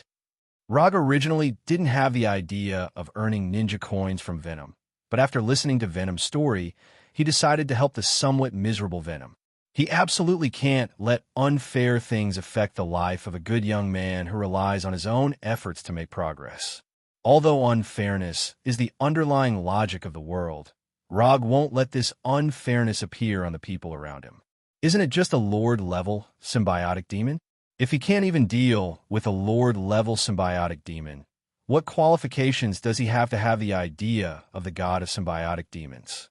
According to Venom, the god of symbiotic demons is the only monarch-level symbiotic demon, which is a level higher than the Lord level. Are you sure? Holding the commission scroll that doesn't quite fit his body shape, Venom asked again doubtfully. Of course I am sure. I have already thought about the commission reward for you. 10 army-level symbiotic demons. I will help you restore your original strength, and you will capture 10 army-level symbiotic demons for me. And then we will be even. There are only a few things that Venom can take out as a reward. Instead of squeezing Venom, it is better to let him squeeze other symbiotic demons. And for Venom, who has restored his original strength, capturing 10 army-level symbiotic demons will not be difficult. Ha ha ha. Since you have already planned everything, then I will accompany you to be crazy once. At worst, I will never come back again. As soon as his voice fell, Venom opened the commission scroll and quickly wrote. That's right, Venom wrote in English. Because he had only possessed Eddie, the only language and writing on Earth that Venom now knew was English. Not long after, Venom threw the completed commission scroll back to Rog. After receiving the scroll, Rog didn't even look at it before throwing it back into the channeling scroll. As soon as Venom finished writing, he saw the commission information in the system. Commission content. Help Venom restore his peak strength in his complete state. Commission status. Incomplete. Commission reward. 120 ninja coins. The reward given by the system was not very high. It was the same as the last time Jiaying entrusted him with 120 ninja coins. After completing Jiaying's request, he didn't use any ninja coins, so he still had 765 ninja coins. After completing Venom's commission, he only needs to take a few more missions, and he should be able to smoothly break through the 1,000 ninja coins mark. At that time, he would be able to exchange for more expensive items. What's the name of the Lord-class symbiotic demon that tore apart half of your body? Don't tell me it's Riot? Rog asked casually after keeping the scroll. How do you know it's a Riot? Do you know him? After hearing the name of the Riot, Venom froze for a moment and quickly asked, I'm just guessing. Rog ended this topic in time, and then continued to walk towards the unknown distance. Looking at Rog's figure that was getting farther and farther away, Venom hesitated for a moment and finally followed him. Rog and Venom ignored the symbiotic demons who had not left yet and did not dare to transform, as if they did not see them at all. Although there were bystanders present, they were not worried that these symbiotic demons would understand the conversation between them. They were all speaking English, and it was impossible for these symbiotic demons who had never been to the Earth to understand what they were saying. Moreover, sparing their lives would also help spread the news of Venom's return to the homeworld. Venom, who was at his peak, offended a lot of people, most of whom were army-level symbiotic demons. After all, if the difference in level is too big, it is impossible to have any interaction with Venom. So at this time, Venom was not only a guide, but also a bait. As for which symbiotic demon would be hooked, Rog and Venom would not care too much. When the two of them went straight into the distance at a leisurely speed, the news of Venom's return to the homeworld was also successfully spread out. More than an hour later, Rog and Venom welcomed the second wave of prey that took the initiative to come to them as they wished. Is this okay? Rog turned his head and asked Venom. Absolutely. Looking at the dark red symbiotic demon that looked like a 6-footed demon wolf not far in front of him, Venom replied silently. According to the process they had discussed before, the symbiotic demons that meet Venom's Devour standard will be dealt with by Rock. When he beats the symbiotic demon half to death, Venom will forcibly devour the other party, and then use this to restore his own strength. If the symbiotic demon encountered does not meet the Devour standard, then Venom will deal with it himself. The symbiotic demons whose strength has reached the army level will first be beaten violently, and then imprisoned in the container prepared by Hinata. As for those whose strength has not reached the army level, of course, they will be killed directly. For Rog's trip to the symbiotic demon's mother planet, Hinata specially designed 100 sets of detention containers. These 100 sets of containers, specially designed to imprison the symbiotic demons, are now quietly stored in Rog's summon scroll. 1 minute. You can now think about what to eat next. As soon as his voice fell, Rog's figure disappeared. A silver-white electric snake, as thick as a finger, stopped at the place where he was originally standing. Lightning body flicker. Before the 6-footed demonic wolf-like symbiotic demon could react, Logue's figure appeared in front of him. Along with him, there was a silver-white semicircular arc lightning release. Thunderbolt sword draw. The thunderbolt sword formed by silver-white lightning instantly cut through the 6-footed demon wolf's head, directly cutting it off. The best way to deal with symbiotic demons is to use fire and sonic attacks.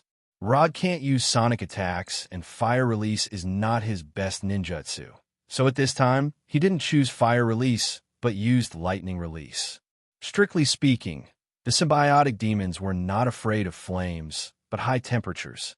As for lightning evasion, it could also have a high temperature effect.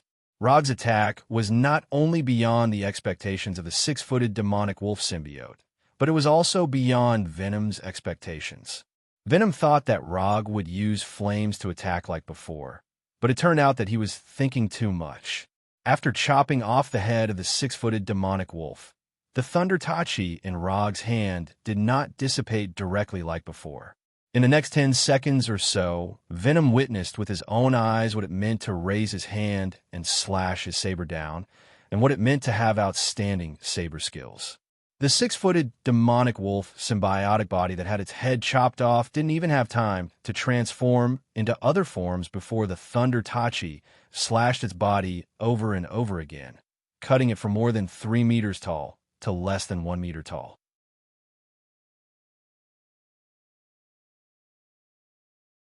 Chapter 282. Symbiotic demons can transform into various forms and various weapons, but there is a certain limit to their transformation ability. No matter how they transform, the things they transform into will not exceed the limits of their original body. Therefore, when dealing with them, consuming the weapons and bodies transformed by their original body as much as possible can effectively weaken the strength of the original body. This weakness, which was not a weakness, was specifically reminded of by Venom. Venom needs to devour other symbiotic demons to restore his strength. So what he needs is a symbiotic demon that is still alive, not a dead symbiotic demon. Rog's swordsmanship at this time seems to be freewheeling, but every time he uses the swordsmanship, he is extremely measured.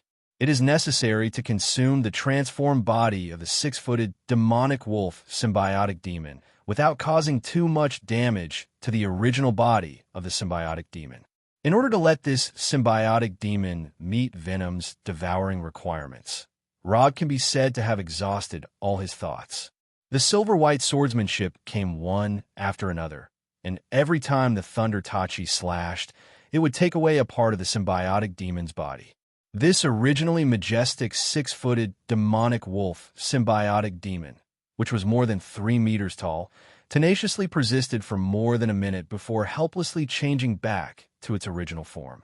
Just when the dark red symbiotic demon had just changed back to its original form, Venom, who was fully prepared to eat, pounced on it without saying a word. Venom grabbed the slim-like symbiotic demon on the ground and stuffed it into his bloody mouth, and then wolfed it down. Rog removed the Thunder Tachi in his hand and turned around silently, without the slightest intention of appreciating Venom's eating manners. Venom's meal didn't last long. It only took less than a minute for Venom to completely devour the army-level dark red symbiotic demon and burped with great satisfaction. How was the effect? How many more do I need to eat to recover?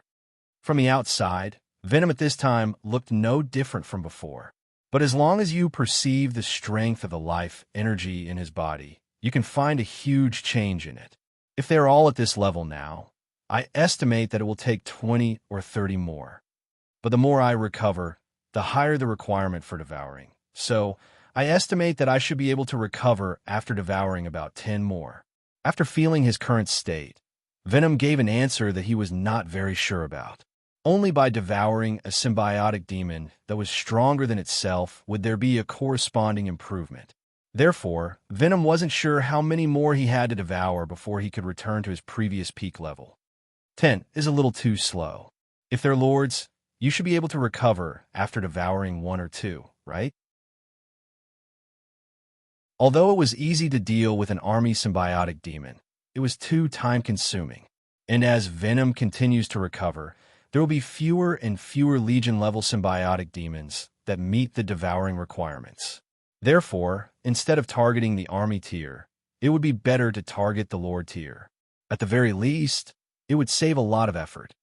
If it's a lord tier monster, let alone 2, even 1 would be enough. If I can devour 2 lords, I might be able to break through to the lord rank. After hearing Rog's words, Venom began to fantasize about the beautiful picture of himself breaking through to the lord rank. But he quickly recovered from this fantasy and said seriously, "There is a fundamental difference between the lord and the army tier. Although I had the strength of the top 10 in the army tier before, in the face of the lord tier riot, I didn't even have the most basic strength to fight back." Are you sure you really want to start with the lord tier? They're not easy to deal with. I'm not doubting your strength, but I think we might not be in such a hurry. It's actually quite good to start with the army tier. Venom knows that Rog is very strong, but after all, he has never seen Rog fight seriously, so he is still a little worried. Lord tier, symbiotic demon. That is the well-deserved overlord of the symbiotic demon race. Even if there are hundreds of millions of symbiotic demons on the symbiotic demon planet, the number of Lord tier symbiotic demons has not exceeded 50 so far. 1 in 10 million chance. One can imagine how abnormal Lord tier symbiotic demons are. You don't have to worry about this. Since I have accepted your request, I will definitely help you fulfill your wish. Since 1 or 2 Lord tier symbiotic demons can solve the problem, of course, he can only start with the Lord tier symbiotic demons. As for the strength of the Lord tier symbiotic demons, it is not within the scope of Rog's consideration at all. It is just a symbiotic demon. As long as it is not the symbiotic demon Godnar, it can't be that strong. Although Rog's mentality seems very arrogant on this planet, he has the confidence and strength to be arrogant. Chakra perception. Rog's perception range began to expand rapidly, and one after another symbiotic demons appeared in his perception. Through the life energy intensity of these symbiotic demons, Rog can roughly infer the level of these symbiotic demons. Symbiotic demons of the general level and below are directly ignored. Only the army tier symbiotic demons have the qualifications to be marked. As for the lord tier symbiotic demons, he has not found them yet. It was not until he expanded his perception range to 500 kilometers that a completely different life energy signal appeared in his mind. This life energy intensity is definitely that of a lord tier symbiotic demon. The life energy intensity of other symbiotic demons can only be regarded as a flame or a burning tree. And the life energy intensity of this lord tier symbiotic demon is like a volcano that can erupt at any time, restrained and not ostentatious, but full of power. Southeast, about 500 kilometers away, there is a lord tier symbiotic demon. As soon as his voice fell, a brilliant aurora-like light emerged from Rog's body, completely enveloping the two of them. Quantum teleportation. The next second, Rog and Venom's figures disappeared. In just an instant, Rog and Venom crossed 500 kilometers and arrived at the territory of the Lord Tyr, symbiotic demon. The moment they teleported over, a majestic gaze gathered on them. At the same time as the majestic gaze, there is also a substantial aura of intimidation. This aura is very strong. There is no need to look to know that this aura of intimidation came from the Lord Tyr, symbiotic demon. Rog was not a symbiotic entity, so this shocking shock only made him feel as if he was being stared at by a prehistoric giant beast, but he did not feel anything special. But Venom, as a symbiotic demon, was in a much more difficult situation at this time. Venom was trembling all over, as if he was struggling with his instincts, not letting himself kneel on the ground like he was surrendering. Is the suppression between the same race so obvious? Looking at Venom's struggling appearance, Rog knew why Venom said that he had no power to fight back in front of the Lord Tyr, symbiotic demon.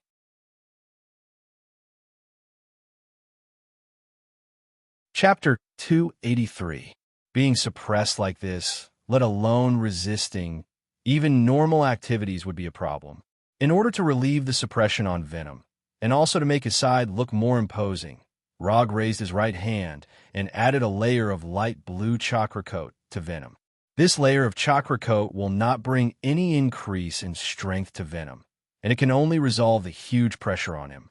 When the chakra coat was formed, Venom, who was trembling, suddenly returned to normal and looked at him with great gratitude. Introduce this guy. About 100 meters away from Rog, a huge black humanoid symbiotic demon was sitting cross-legged. Even sitting on the ground, this symbiotic demon was more than 10 meters tall. If he stood up completely, it would not be a problem for him to exceed 20 to 30 meters in height. He is tyrannical, and he has reached the Horde Lord level in more than 1,000 years. Even among the Horde Lord level symbiotic demons, his strength can be ranked in the top 10. Although Chakra Coat resolved the terror from Tyrannical, Venom still showed a rare fear in the face of this existence that he could only look up to. Top 10 in the Horde Lord level. Then if you can eat him, you should be able to enter the Horde Lord level. Unlike Venom, who was exuding fear all over his body, Rog was unnaturally calm at this time. It's just a Horde Lord level symbiotic demon. No matter how strong it is, it can't be that strong. Besides, even if he can't win against this guy called Tyrannical, if he wants to leave, Tyrannical will definitely not be able to stop him. Step back a little, in case you get caught up in the battle later. After saying that, Rog walked towards Tyrannical, who was far larger than himself. Looking at Rog, who was exuding a blue and white light, Tyrannical in the distance opened his mouth full of sharp teeth and said with interest, "It's actually an Earthling. Interesting." Tyrannical spoke standard English as soon as he opened his mouth, so standard that it made people wonder if he specifically looked for an English teacher to tutor him. So you know the language of Earth. That's much more convenient. Under Tyrannical's gaze, Rog walked up to him unhurriedly and looked up at the giant whose fist was bigger than his body. Although there aren't many Earthlings in the universe, I've eaten a few before. The taste and texture weren't very good.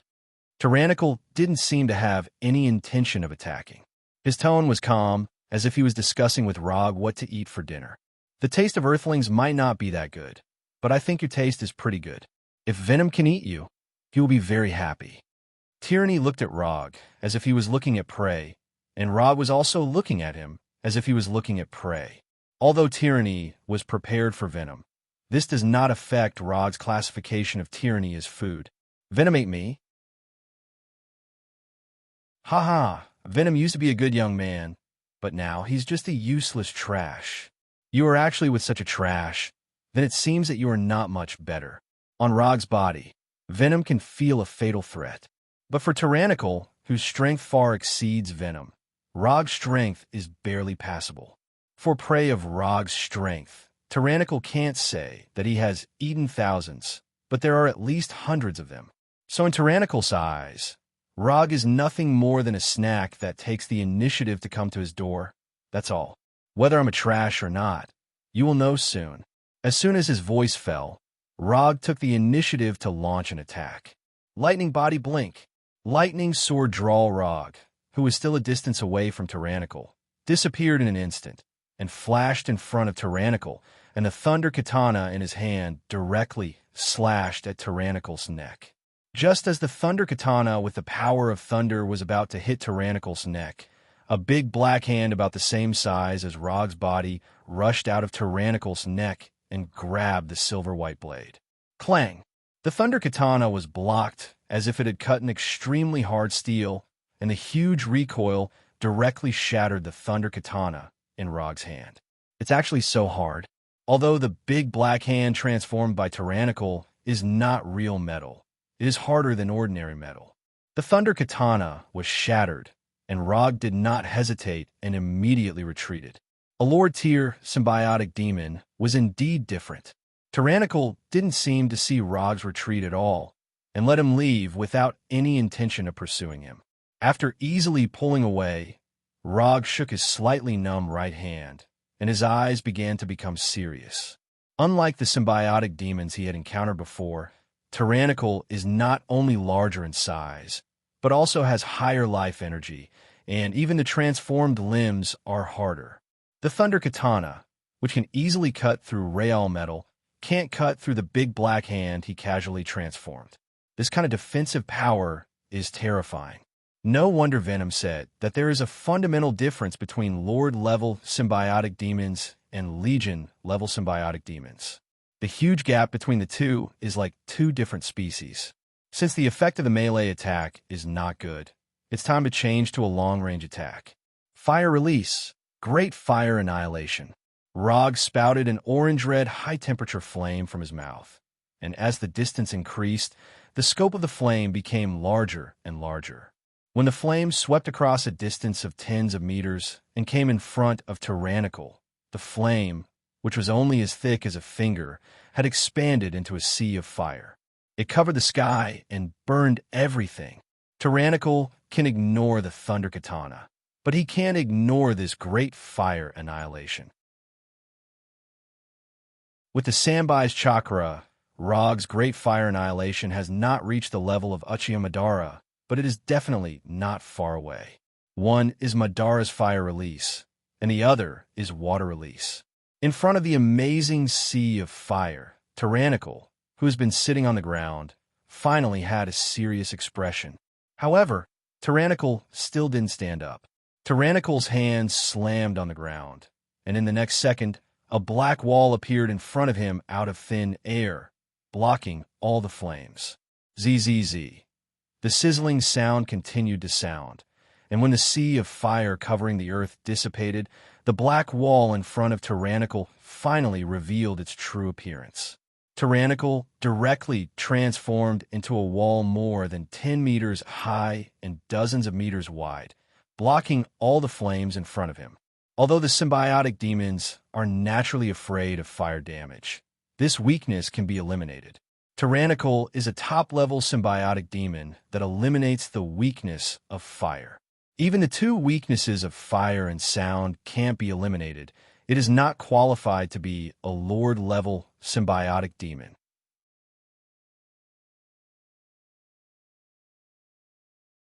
Chapter 284. Lord-level symbiotic monster is really different. Although the black wall, transformed by Tyrannical, was destroyed by the fire, there were holes everywhere, and it looked like it would completely collapse with a little bit of force. But there was no doubt that this black wall completely blocked all the damage from Tyrannical, and it didn't let Tyrannical suffer any damage. Compared to Venom, who was attacked by Tyrannical's fireball, and compared to Tyrannical, who was attacked by Tyrannical's fire, the gap was really big. You Earthling, you are quite interesting. After removing the tattered black wall, Tyrannical looked at Rog with interest, as if he had seen a rare animal. You are also quite good, stronger than I thought. Until now, Tyrannical was still sitting on the ground, and he didn't move at all. Among the enemies he fought, the only one who could make Rog attack twice without moving was Tyrannical. Although in terms of overall strength, Tyrannical might not be the strongest one. However, the attitude he displayed was the most domineering and powerful of them all. If you only have this much strength, you and Venom won't be able to leave here alive today. Attack with all your might, Let me see if you who are in the same team as that trash Venom are really trash. At this time, Tyrannical still looked like he didn't put Rog in his eyes at all. Rog's fire just now was indeed unexpected, but that was it. You want to see my full strength? Sure, but don't regret it. After the two attacks, just now, Rog had a rough understanding of Tyrannical's strength. Then, of course, it was time to take it seriously. With a thought, a Rasengan wrapped in silver white lightning appeared in his right hand. When this Rasengan appeared, Tyrannical suddenly felt an unprecedented sense of danger in the distance. What does this guy want to do? Tyrannical looked at the silver-white Rasengan in Rog's hand, and a trace of doubt appeared on his expressionless face. Soon, Tyrannical got the answer. Raiton, spiral railgun. Almost at the moment when Rog raised his right hand, the Rasengan wrapped in silver-white lightning appeared in front of Tyrannical. Rumble. A terrifying explosion like an intercontinental missile sounded, and a blue-white ball of light rose from Tyrannical's position, like a scorching sun rising from the ground. The energy storm, full of destruction and death, raged wildly, and the terrifying shockwaves and airwaves swept everything around, creating a shocking scene like the end of the world. No wonder he asked me to step back a little.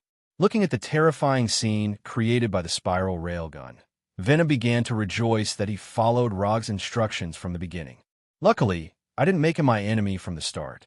Luckily, Venom couldn't help but recall the first time he met Roger, and at the same time felt gratified for his wisdom at that time. At this time, not only Venom, but also Tyrannical was hit by the railgun. Tyrannical attack, at least Tyrannical's. Compared to the Grand Annihilation Flame, the spiral electromagnetic cannon's power was several orders of magnitude stronger. If the power of the Magnum Inferno was equivalent to that of an ordinary pistol, then the power of the electromagnetic pulse cannon was equivalent to that of a Barrett heavy sniper rifle. The two were on completely different levels. Because of his overconfidence, the tyrant had no choice but to take all the damage from the electromagnetic gun. If he hadn't been sitting on the ground all this time, even if the final result was still failure, it would definitely be much better than now. In order to minimize the damage to himself, Tyranny rolled into a ball without caring about his image, protecting his most important body in the innermost circle. Even so, under the terrifying power of the spiral railgun, Tyranny's transformed body was shrinking at an alarming rate. Fortunately, the electromagnetic pulse cannon was not a continuous attack. As long as he survived the explosion phase, the damage would only decrease and disappear quickly. When the power of the explosion had completely dissipated, and when the dust that filled the sky fell to the ground, Tyrannical's figure once again appeared in front of Rog. Compared to the astonishing figure of the tyrant that was more than 10 meters tall when he sat down, the current tyrant was less than a meter tall. To be precise, it was a black spherical body less than a meter in diameter. Although it looked miserable, the damage Tyrannical suffered was not as serious as it looked. Most of his body was preserved by him. As for the ones that he lost, it was only a small matter. As long as his body was still there, he could transform into any body he wanted at any time. Looking at the black sphere rolling around in the crater caused by the explosion, Rog's right hand once again emitted silver-white lightning. There was nothing that the electromagnetic pulse cannon couldn't solve. If there was, then he would use it again. Just as he was about to continue to use the electromagnetic pulse cannon, the black sphere in the crater started to spin wildly like a black tire. Then, lightning rushed out of the crater and ran away without looking back. Running away? The top 10 Lord-level symbiotic demons only had this much ambition. His mentality collapsed so easily. Looking at Tyrannical, who quickly disappeared from his sight, Rog looked at Venom with some confusion. Venom also didn't expect that the famous Tyrannical would run away, and run away so decisively. In Rog's perception, although the intensity of Tyrannical's life energy has decreased a little, it is far from reaching the point where he is seriously injured. If he wants to seriously injure Tyrannical, at least 1 or 2 electromagnetic pulse cannon shots will be needed, and it has to be the kind that completely hits Tyrannical. You wait for me here. Pay attention to your own safety. Don't get eaten by other guys. After instructing Venom, Rog used quantum teleportation to chase after them. It is not in his character to let go of the prey that is about to be caught. The ball-like tyrannical did run very fast, but no matter how fast he is, he can't be faster than Rog's quantum transmission. After using quantum transmission to appear near tyrannical again, Rog didn't hesitate and opened his mouth to use water release. Water release. Water ripple breaker. Water ripple breaker is one of the signature ninjutsu of second Hokage Tobirama. Tobirama's water ripple breaker can even easily cut off the roots of the sacred tree. Rog has never used water ripple breaker in a formal battle before because he felt that the action of spitting at the enemy was not in line with his cool style. Water ripple breaker is powerful, lethal, long-range attack, wide range, and fast. Except for the fact that it can only be spat out from the mouth, there are almost no shortcomings.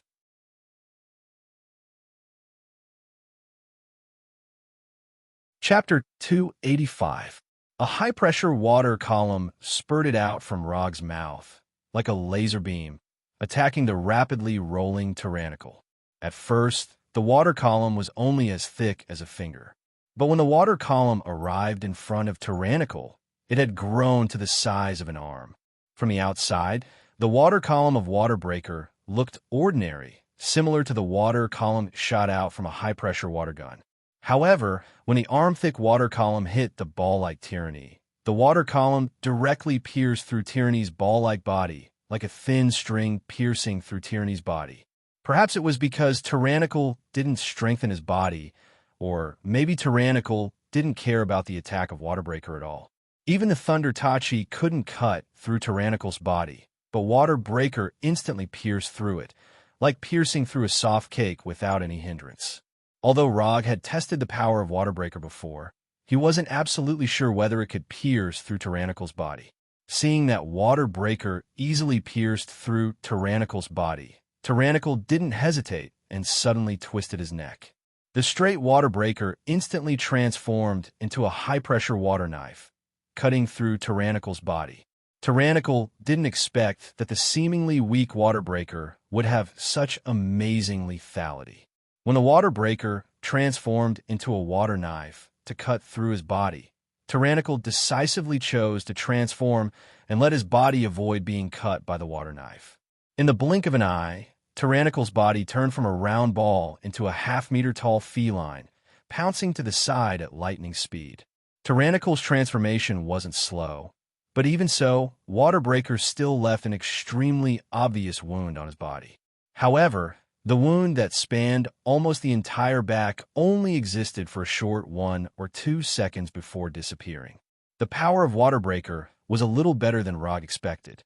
He originally planned to use Water Breaker to stop tyrannical's tumbling. But now, not only did he stop the round tyrannical, but he also left a considerable injury on tyrannical.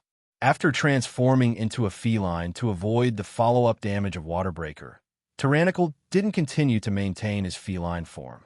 He transformed into a human form that was only a head taller than Rog. From a biological point of view, the two-legged walking posture of humans was not very outstanding.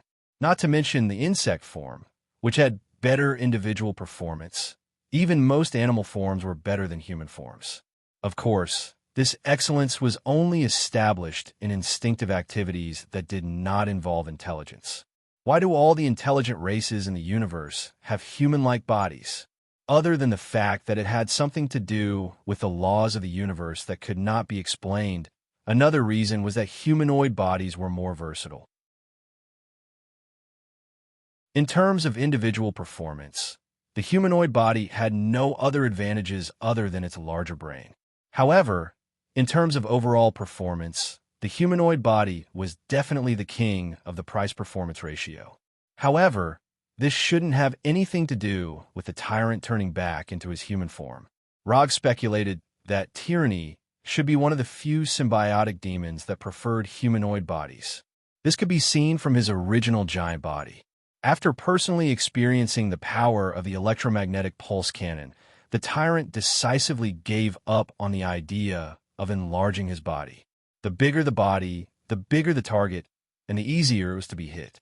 As a symbiotic demon that had lived for countless years and conquered countless planets and races, the tyrant understood this principle.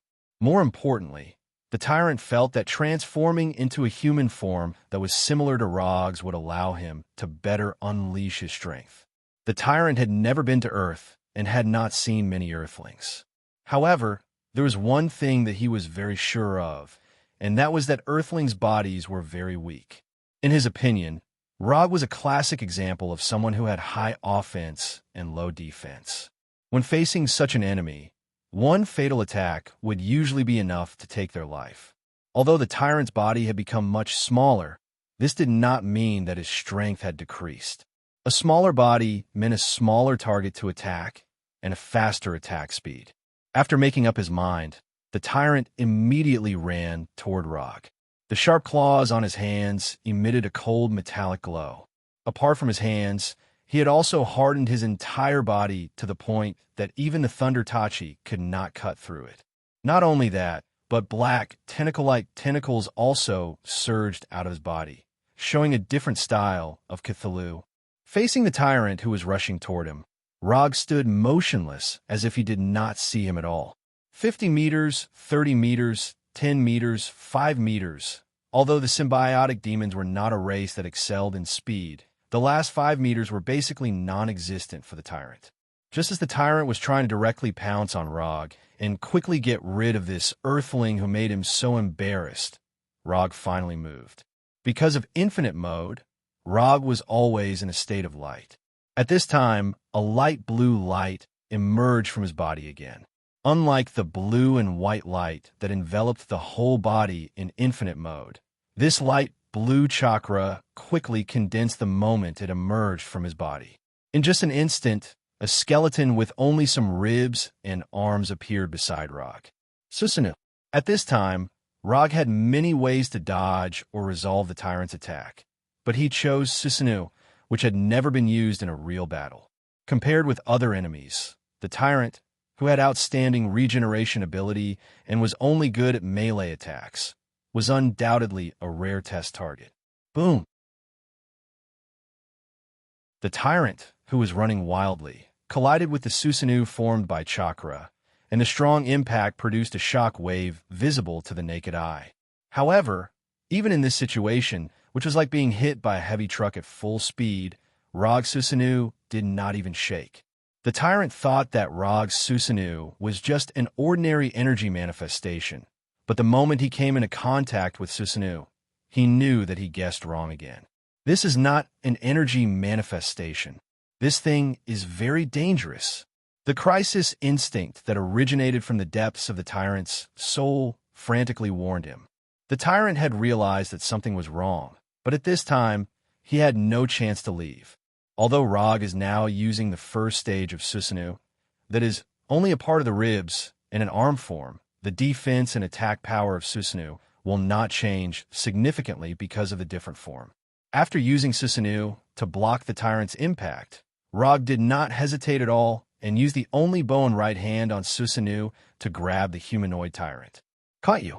The tyrant, who was caught by Susanoo's bow and right hand, was just about to change his form and break away from the bondage, when an indescribably terrifying grip fell on his body. Crush you.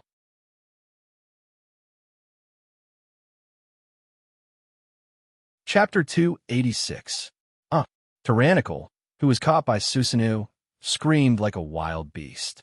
The light blue chakra forcibly covered his whole body, making it impossible for him to change his body shape and escape.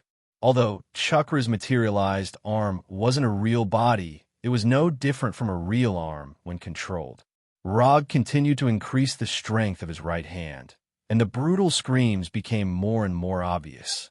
The chakra that forcefully covered the tyrant's body not only formed an airtight cage, but it also continuously corroded the tyrant's body like lava. At this moment, Despot finally understood why Rog had always been so calm. This guy had been hiding his strength all along. No, it wasn't that he was hiding his strength. It was that he simply couldn't be bothered to use his full strength. Let Venom eat me? Tyrannical recalled what Rog had said, and his mood worsened. If Rog had come with other motives, he might have been able to negotiate a deal with Rog and solve this problem in a more civilized way. But Rog's original purpose was to let Venom eat him, which means that there is no possibility of any transaction between them.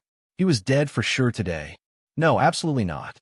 As a Lord-class symbiotic demon, I definitely cannot be devoured by an Army-class symbiotic demon. Ever since the birth of the symbiotic demons, there had never been such a case of a junior defeating a senior. Despot didn't want to become the first person in the history of the symbiotic demons. He also didn't want to die in the hands of an Earthling for no reason. Thus, Ba-Z began to play with his life in the truest sense. The huge power coming from Susanu's right hand was like a mountain-crushing tyrannical, and the chakra covering his whole body also cut off the idea of using transformation to escape. You forced me to do this. With a thought, Tyranny, who was originally in human form, began to rapidly expand like a human-shaped balloon. Despot chose to enlarge himself at this moment, and he didn't care about the damage to his body. If he was crushed to death, then no matter how perfect his body was, it would be meaningless. In that case, he might as well go all out and directly break through the binding of Susanu and chakra at the cost of his body.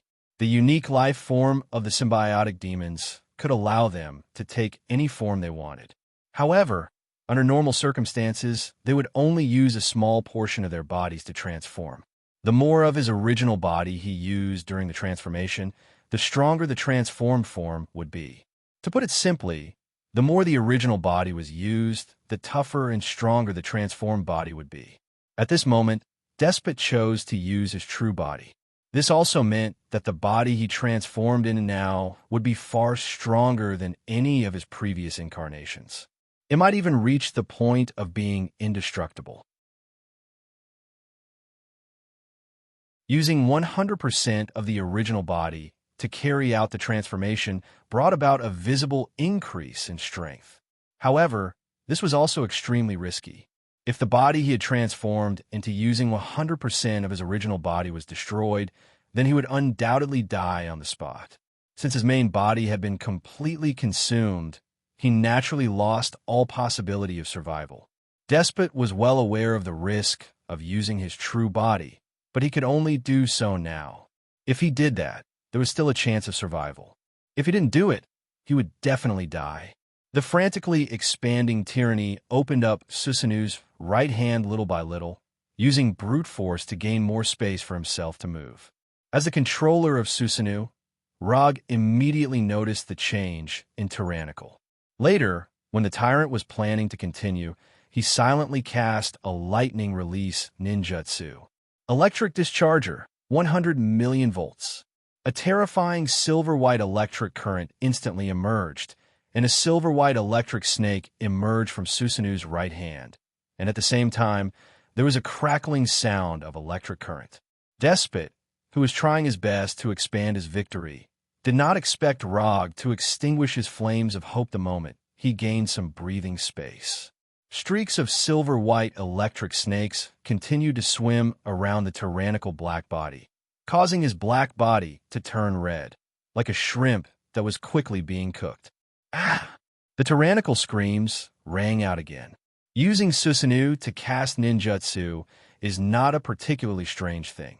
For example, Uchimadara can make Susanu form hand seals and cast ninjutsu independently. And strictly speaking, at this time, Rog was not using Susanu to cast ninjutsu.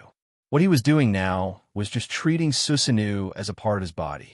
The person who used Right-On, Lightning Discharger, was still him, but he used Susanu's right hand as his own, making Lightning Discharger attack Tyrannical directly. When Electric Discharger, 100 million volts, completely disappeared, Despot in Susanu's right hand was like a completely roasted fish, emitting heat visible to the naked eye. At this time, Despot was motionless, and his figure also changed back to a state where he was only a head taller than Rog. Looking at his appearance, Despot seemed to be completely dead, but in his body, the life energy was still there. Looking at the miserable Despot, Rog directly released Susanu's right hand, letting the motionless Despot fall to the ground. However, at the moment when he fell to the ground, Despot came back to life again. In just a blink of an eye, Despot turned into a round ball with a diameter of only 20 or 30 centimeters, trying to run for his life again. But this time, before he could roll far, a long sword formed entirely of chakra nailed him to the ground. Chakra longsword. The ability to let Susanoo use simple swords and swords is an ability obtained after cultivating Susanoo to its first form. With a complete skeleton, in addition to all the abilities of the initial form, the first form can also materialize chakra into some simple weapons to enhance combat power. At this time, although Rog only displayed the initial form of Susanoo, this does not affect him from using the abilities of the first form. If he wants, he can even use a long-range attack ninjutsu in the initial form, which is only available in the second form, Yasaka no Magatama. But just dealing with Despot who was trying to escape, there is no need to use Yasaka no Magatama. After being nailed to the ground by chakra, Despot did not hesitate and changed his form again, turning into a pool of flowing black liquid. Otama Rasengan. As soon as Despot turned into a black liquid, Rog's second attack fell on him. When Rog used it himself, the diameter of Otama Rasengan was only 1 meter. But the diameter of Susanoo's Otama Rasengan reached an astonishing 5 meters. The bigger the palm, the bigger the Otama Rasengan.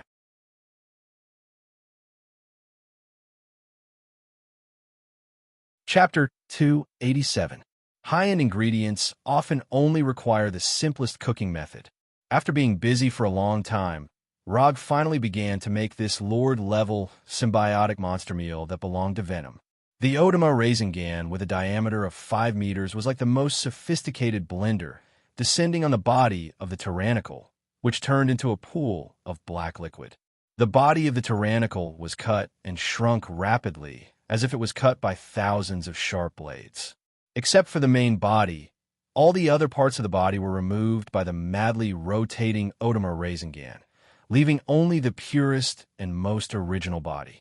At this time, Rog was like a real chef, using a simple method to let the tyrannical return to the most primitive state, exuding the most natural fragrance. Although there was no change in the oral cavity and other parts, the tyrannical still let out a burst of harsh screams. The screams came from the crazy vibration of the main body of the tyrannical, accompanied by the rotating sound of the Otama Rasengan, playing a different symphony hand in hand. When the main body of the tyrannical began to stop shaking and gradually return to the most primitive slime clay state, Rog finally removed the Otama Rasengan from Susanoo's right hand. This guy won't die, right? At this time, the tyrannical was curled up in a big pit more than 10 meters wide and 3 or 4 meters deep, looking like he had completely lost his life. Chakra perception. Rog frowned and sensed the situation in the tyrannical's body, then breathed a sigh of relief. Although the strength of the life energy in the tyrannical's body is far less than before, it is even much weaker than the original Venom. But one thing is certain, the tyrannical is not dead yet. That being said, the tyrannical at this time is worse than death, because he is about to become the first person in the history of the symbiotic monster clan and the first Lord-level symbiotic monster to be devoured by an army-level symbiotic monster. After grabbing the motionless tyrannical with Susanoo's right hand, Rog used quantum transmission to return to Venom's position. It has to be said that Venom is very obedient sometimes. When leaving, Rog asked Venom to wait for him in the same place. As a result, Venom really didn't move a single step. He lay on the ground obediently, waiting for Rog's return. Venom wasn't worried that Tyrannical could escape from Rog's hands. Even if Tyrannical was a Lord-ranked symbiotic monster and was one of the top 10 Lord-ranked symbiotic monsters. However, in front of Rog, it was impossible for him to escape. Although Venom had never seen Rog go all out, he was certain that Tyrannical was definitely not a match for Rog. Abomination had a deep understanding of Venom's thoughts. This was a kind of blind worship that would never disappear once it appeared. Even if Rog fought the symbiote god Nar alone, Venom felt that Rog had a higher chance of winning. Venom may not have realized it himself, but he had unknowingly divided himself into Rog's side. When the familiar aurora-like brilliant light reappeared, Venom, who was lying on the ground, jumped up, and he became extremely excited. He's back! He's back! Rog is finally back! After the brilliant light of quantum transmission disappeared, Venom saw Rog as he wished, and the black creature in Susanu's right hand. This was tyrannical. The Lord-ranked symbiotic monster was directly beaten back to its original state. That Kai devoured tyrannical now. Although Venom was trying to control himself, when he spoke, his eyes still involuntarily stayed on Tyrannical's body. Of course, this is what we agreed on in the commission. After that, Rog put the motionless Tyrannical in front of Venom, and then deactivated Susanu. As soon as Rog put down Tyrannical, Venom was like a hungry wolf, and he pounced on Tyrannical without saying a word. Then, there was a somewhat disgusting scene of eating. Rog ignored Venom's eating etiquette and turned around silently, not wanting Venom's behavior to affect his future appetite. Venom's eating didn't last long. To be precise, it was less than 10 seconds. The motionless Tyrannical was stuffed into Venom's body. It was like a python swallowing a huge prey alive, swallowing a whole. When Tyrannical's body entered Venom's body, Venom let out a howl that was either excited or uncomfortable, and hundreds of thin and thick black tentacles gushed out of his humanoid body. Then, Venom fell back, lying directly on the ground, and burped with satisfaction. The process of Venom devouring Tyrannical was very short, only less than 10 seconds. But in order to digest the Lord-ranked Tyrannical, it took Venom more than 3 hours. In the past 3 hours, Venom seemed to have fallen into hibernation, lying motionless on the ground. If it weren't for the increasing strength of his life energy, Rog would even suspect that he was killed by Tyrannical. When Venom ended his hibernation and stood up again, Rog felt a completely different aura from him. If the previous Venom gave people the feeling that he was a frivolous street gangster, then he would have been more like a frivolous street punk. Then the current Venom is a bit like a weather-beaten, murderous underworld overlord. Thank you. Venom came to Rog and said very solemnly. At the same time, he bowed slightly and saluted to Rog. You're welcome. In the next few hours, Venom used facts to prove how powerful he was after devouring Tyrannical. No matter how powerful the army-level symbiotic demons were, under Venom's attack, they couldn't last more than a minute. The 10 army-level symbiotic demons required for the commission reward were completed by Venom in just over 10 minutes. Of course, this was under the condition that Rog used quantum transmission to save a lot of time on the road. Ninja coins not consumed. 885. The system's commission reward was sent to Rog's account immediately after Venom paid the commission reward. Looking at the ninja coins in the highest position in history in the attribute panel, Rog showed a satisfied smile. After returning to Earth, as long as he makes a few more commissions, he can make the unconsumed ninja coins break through the 1,000 mark, and then exchange for some real high-level items. For example, half of QB.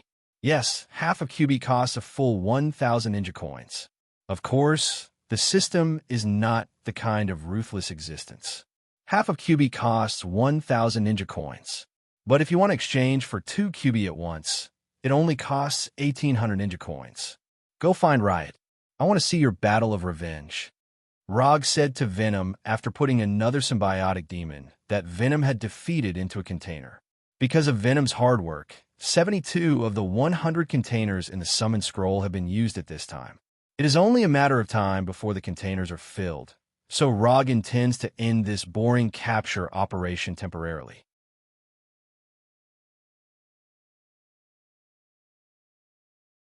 Chapter 288. You want to see me fight against Riot? Venom glanced back at Rog and asked with uncertainty. Yes, you have become a Lord-level symbiotic body now. Don't you want to wash away your shame? In the past few hours, although Venom didn't say anything, Rog could see that Venom was constantly adapting to the power of the Lord level and silently adjusting his state. but I don't know where Riot is, and I don't have the confidence to win against Riot now. Although Venom was promoted to the Lord level after devouring Tyrannical, Riot is also a Lord level symbiotic body. And unlike Venom, who had just been promoted to the Lord level, Riot has been at the Lord level for a long time. This also means that Riot's strength will be stronger than the current Venom. More importantly, the previous painful experience has left Venom with some psychological trauma, making him instinctively afraid of Riot. At the beginning, Riot could have given Venom to his friend, but he didn't do so. Instead, he tore apart half of Venom's body. This approach seems to be sparing Venom's life, but in fact, it is really killing him. Not only will it ruin his future, but it will also make him bleak for the rest of his life. What Riot showed was not mercy, but cruelty that lasts a lifetime. Leave the matter of finding people to me. If you really can't beat Riot, then let me help you complete your revenge. No matter how strong Riot is, it is not stronger than Tyrannical. Even Tyrannical was not Rog's opponent, let alone Riot. After hearing Rog's almost guaranteed answer, Venom stuck out his tongue excitedly and quickly nodded. The reason why Rog let Venom find Riot for revenge is not only to let Venom wash away his shame, but he also has some plans of his own. He is starting to look down on the army-level symbiotic body. Therefore, he intends to get a few Lord-level symbiotic bodies back. Since he has already set his sights on the Lord-level symbiotic body, it is better to take advantage of the situation and let Venom take revenge on the way, lest Venom is always thinking about it. In addition, he also intends to further strengthen Venom. Riot is a good target to devour. The process of finding the Riot was not complicated. In fact, it could even be said to be extremely simple. Casting Chakra's perception spell to search for the target with the highest life force within a radius of 500 kilometers, casting quantum teleportation, asking for the location of the Riot in a friendly manner, packing it up, and throwing it into the mediumship scroll. Next, the above process was repeated. Rog and Venom were lucky. After repeating the process 3 times, they asked about the whereabouts of Riot. "Are you ready?" Rog asked Venom before preparing to use quantum teleportation to directly reach the area where the Riot was. "My fangs have long quenched their thirst," Venom replied excitedly. "Then let's go." A brilliant aurora-like light flashed, and the figures of Rog and Venom instantly disappeared. When the light of quantum teleportation dissipated, Rog finally saw the Riot that changed Venom's life. It was earthy yellow in color, had a humanoid body, and was over 4 meters tall. Other than the difference in size and color, Riot looked like another version of Venom. Before the teleportation, Rog confirmed the life force on Riot and roughly inferred Riot's strength.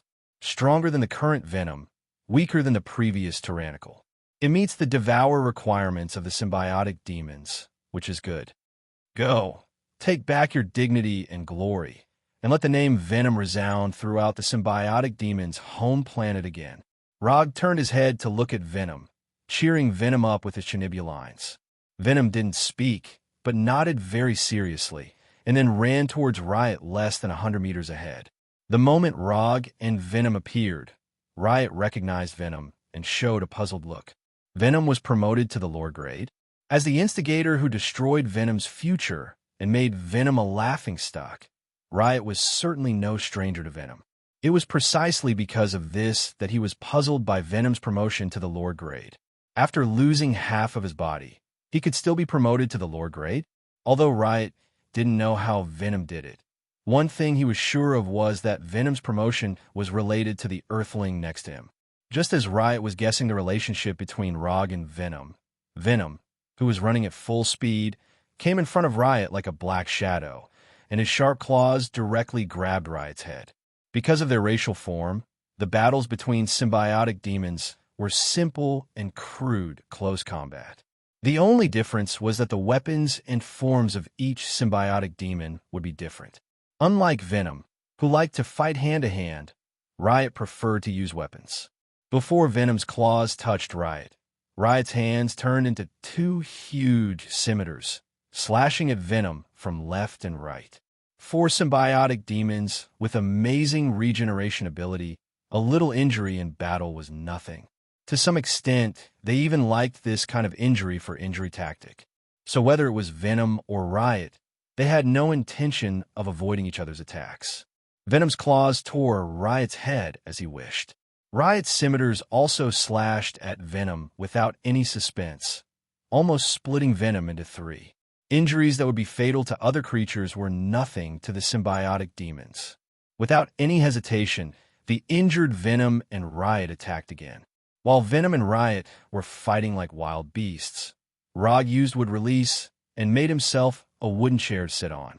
If it was a battle of other people, Rog might seriously appreciate it to see if there was anything worth learning.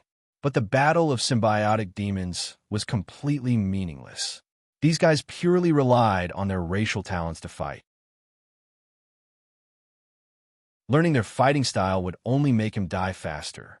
Time passed little by little. Venom and Riot were like two wild beasts that would not tire at all, crazily fighting each other. If you scratch me, I'll slash you. If you hit me with a hammer, I'll hit you with an axe. If you dare to bite my neck, I'll dare to tear your thigh. Their recovery ability was strong, and they were more wild in battle. From the looks of it, the current Venom and Riot could be said to be on par. But Rog could clearly sense that the life energy in Venom's body was depleted faster than Riot's. This also meant that when Venom lost all his stamina and regeneration ability, Riot could still beat him up as if it was alive and kicking. This was not good news for Venom. Although Rog promised Venom that when he was no match for Riot, he would take care of Riot himself. But if possible, he still hoped that Venom could take care of Riot himself. So until the last moment, he would never take action.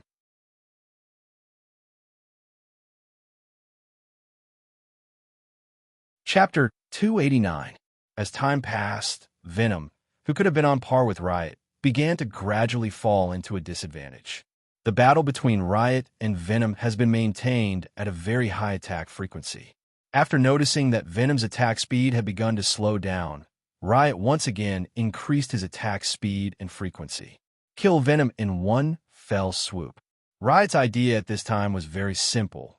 That is to first focus on killing Venom, who was inexplicably promoted to the Lord level, and then deal with Rog. Although Rog hasn't made a move and played the role of a spectator very well. However, Riot was keenly aware of the unimaginable amount of energy radiating from him. Riot didn't know what chakra was, but he was sure that this energy he had never seen before was very dangerous. In other words, any creature with such powerful energy in their body is very dangerous. In terms of close combat, Venom is not weaker than Riot, and he is even more outstanding than Riot. However, Riot has a huge advantage that Venom can't reach. The weapons transformed by Riot are not only sharper and harder than Venom, but they're also far more varied than Venom. This also leads to a somewhat awkward problem. The weapons transformed by Venom may not be able to hurt Riot, and the weapons transformed by Riot can easily hurt Venom. If it weren't for Venom's advantage in fighting skills, he would have died under Riot's 18 weapons. Even the experienced and knowledgeable Rog, after seeing the weapons transformed by Riot, couldn't help but exclaim that Riot is a weapon master. All kinds of cold weapons he has seen or never seen before were transformed by Riot one after another. And he doesn't know if Riot has OCD, but the weapons he transformed into would basically only be used once, and then quickly change to other weapons. Judging from the types of weapons and the use of them, Riot can indeed be called a rare weapon master. However, there was a small problem. His attacks gave Rog a feeling that they were flashy, but not practical. Is he deliberately showing off his skills? Rog looked at Riot with some doubts. Just when Rog was thinking about whether Riot is showing off his skills or OCD, Venom started to take a defensive posture. He was starting to find it hard to continue fighting with his life on the line. As a newly promoted Lord-class symbiotic demon, Venom's foundation was far inferior to Riot's. Moreover, the psychological shadow that appeared from time to time further affected his performance. If possible, Venom certainly hoped that he could use a tough stance to directly kill Riot, but the gap in strength would not change because of his personal wishes. At this time, both of Venom's hands had turned into black shields that were half the height of a person, constantly blocking wave after wave of attacks. At the same time, Venom silently calculated the remaining energy in his body. Half an hour. He could only last for half an hour at most, and then he would revert back to his original, defenseless state. After confirming that he could no longer defeat Riot with his own strength, Venom set his eyes on Rog in the distance. Then, he saw a strange scene. At this moment, Rog's eyes were closed and his right hand was supporting his tilted head. His breathing was calm.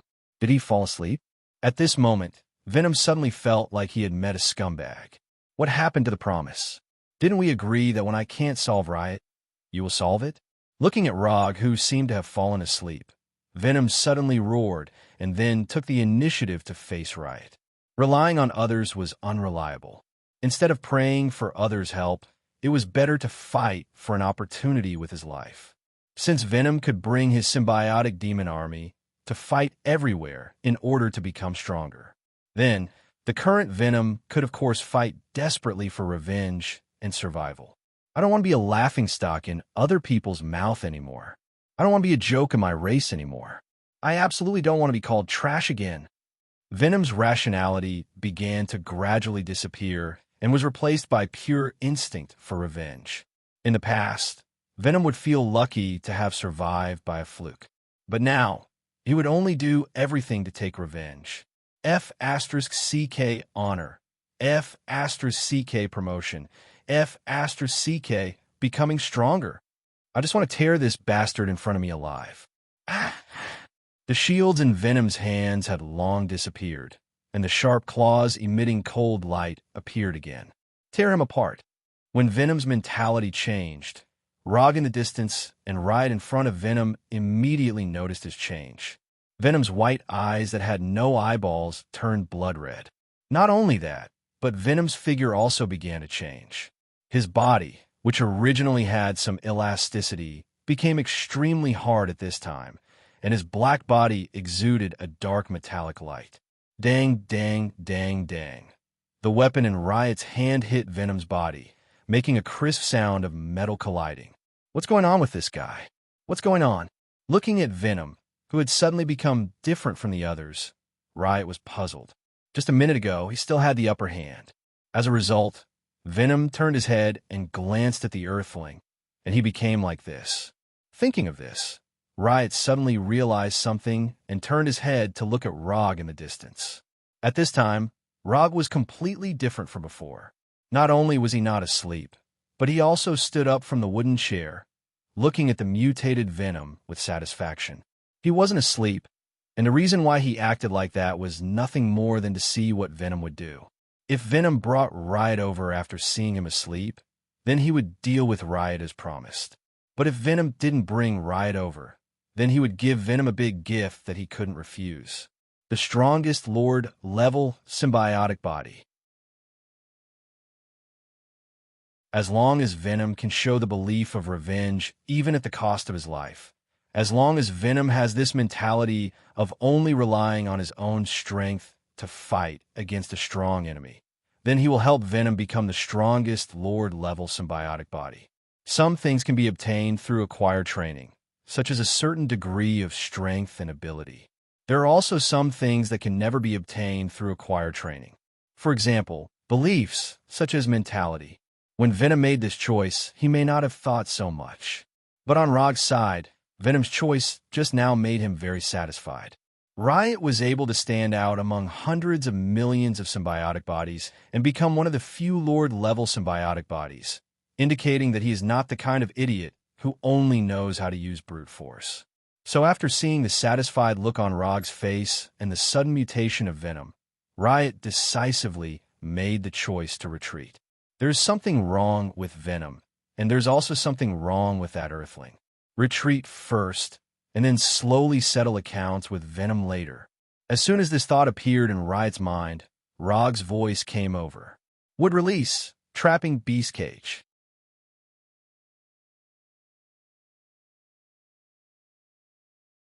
Chapter 290. Rog clasped his hands together, and rows of square wood rose from the ground, quickly building an enclosed space the size of a football field. The name Beast Cage was just casually given by him, and it has no special meaning. Moreover, what he used at this time was not a Mokuton ninjutsu, but a simple use of Mokuton.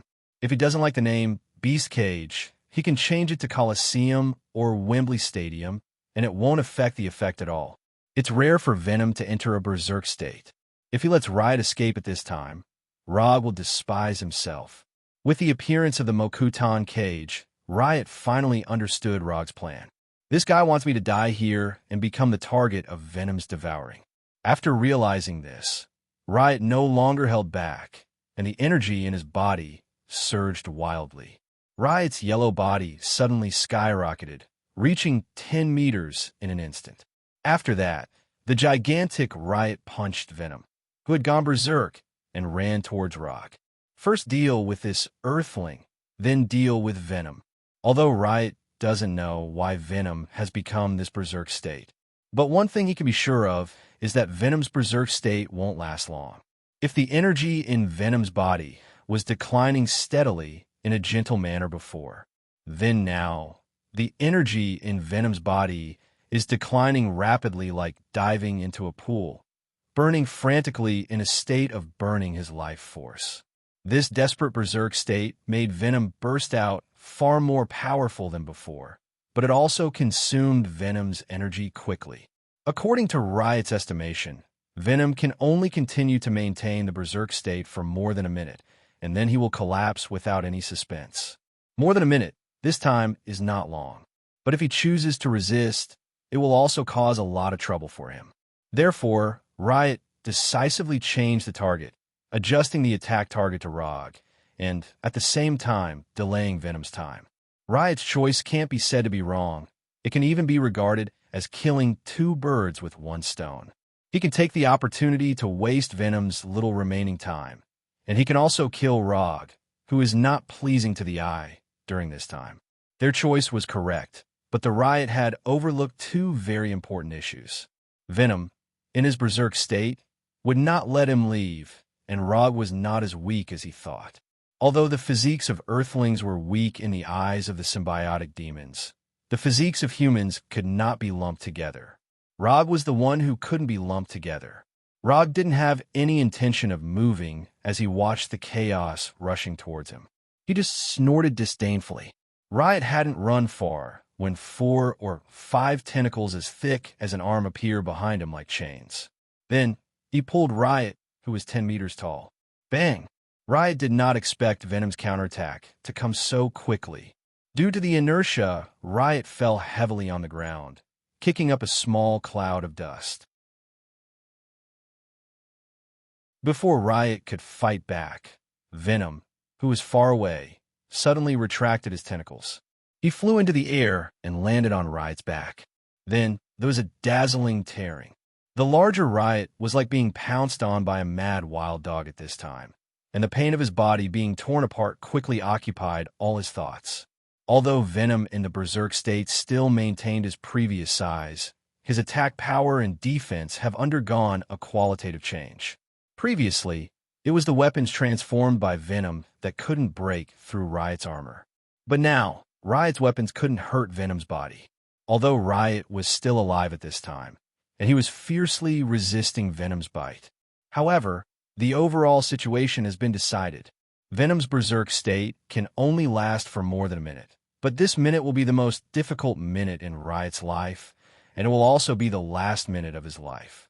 When Venom tore Riot's huge body apart and grabbed Riot's body, Venom opened his arms and roared towards the sky. Ah! Venom's furious roar resounded through the world, as if announcing his return to the entire symbiotic demons. Riot, who was thrown aside by Venom, was just about to transform his body again when Venom suddenly pounced on him and devoured him, devouring him alive. At this time, Riot was not as violent as before. He had lost all ability to resist. Now Riot still had a lot of energy and had enough power to fight back. But Venom didn't care about this at all. He just kept biting Riot's body, devouring the enemy who changed his life bite by bite. All the unwillingness, all the anger, all the hatred at this time turned into Venom's appetite, making him devour Riot crazily. When Venom devoured the symbiotic demons the first 2 times, Rog would turn his back, not wanting to witness the cruel and disgusting scene of Venom eating. But this time, he didn't turn around. He just watched Venom eat without saying a word. It didn't take long for Riot's body to be completely devoured by Venom's blood-red eyes, leaving no trace behind. After devouring Riot, Venom stood up silently. His blood-red eyes looked at Rog, then his whole body fell back weakly and completely fainted. It's over. Venom's revenge battle is officially over. Looking at Venom lying motionless on the ground, Rog used wood release to make a half-meter-high wooden bed for Venom, and sat back on the high-back wooden chair. Time passed by little. In Rog's perception, many symbiotic demons gathered outside the wooden cage. Several of the bolder symbiotic demons even had the idea of climbing in.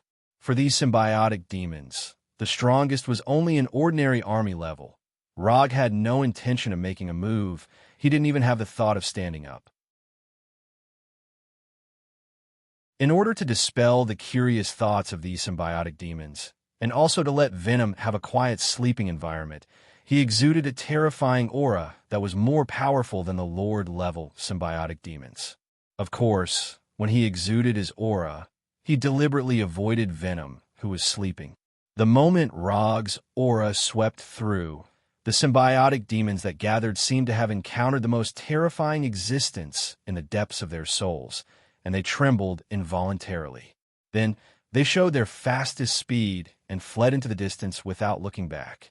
Not long after, all the symbiotic demons within a 10-mile radius disappeared. After sleeping for more than 6 hours, he finally woke up after swallowing the rioting Venom. Glancing at the wooden bed under him, Venom slowly came to Rog and silently thanked him. "Let's go, we still have 25 symbiotic demons to catch."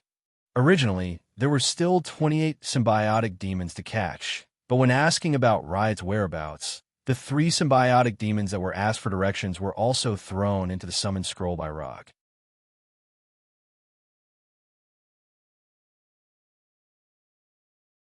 Chapter 291. Can you still devour other symbiotic demons now? Or do you need to digest them first? After leaving the wooden cage, Rog asked Venom.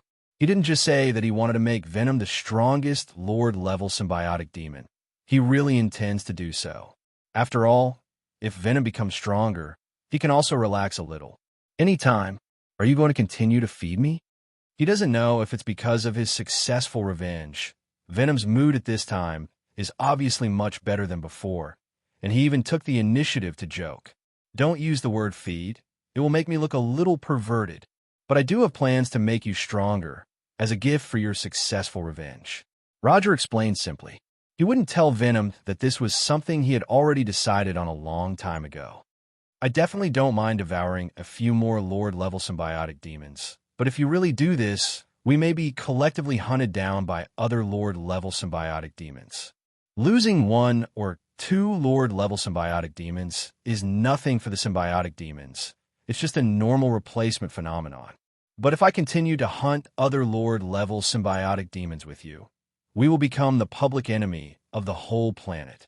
After devouring 2 Lord-level symbiotic demons, Berserk and Berserk, Venom's strength has changed dramatically. Even if he can't compare to Berserk at his peak state, he is not far behind. This also means that the vast majority of Lord-level symbiotic demons will not be his opponent. If he joins forces with Rog, the 2 of them can capture all the Lord-level symbiotic demons in just a few days. The public enemy of the whole planet? Do you still care about this kind of thing? Rog replied with a smile. Since the 2 of them came here from Earth, they have been regarded as invaders of this planet. The public enemy of the planet or something. They have been since the beginning. Of course I don't mind. Venom opened his big mouth full of fangs and smiled. Rog and Venom happily reached a consensus and embarked on the journey to capture other Lord-level symbiotic demons. At the same time, on a mountain peak several hundred kilometers away from them, a Lord-class symbiotic demon that resembled a dinosaur was discussing something with a colossal symbiotic demon that resembled an octopus. The news that Venom had returned and defeated the riot spread throughout the symbiotic planet during the few hours that Venom was asleep. Although the symbiotic demon planet did not have any technological products, when the symbiotic demons gossiped, the speed at which news spread was not any slower than Earth with the internet. The grudge between Venom and Riot was no secret among the symbiotic demons. After all, the matter of Riot tearing apart half of Venom's main body and helping her friend to advance to army level was a big news that was rarely seen in hundreds of years among the cold-hearted symbiotic demons. Many symbiotic demons even suspected that Riot had developed some kind of relationship with his friend that went beyond friendship. This conjecture was also the most popular one back then.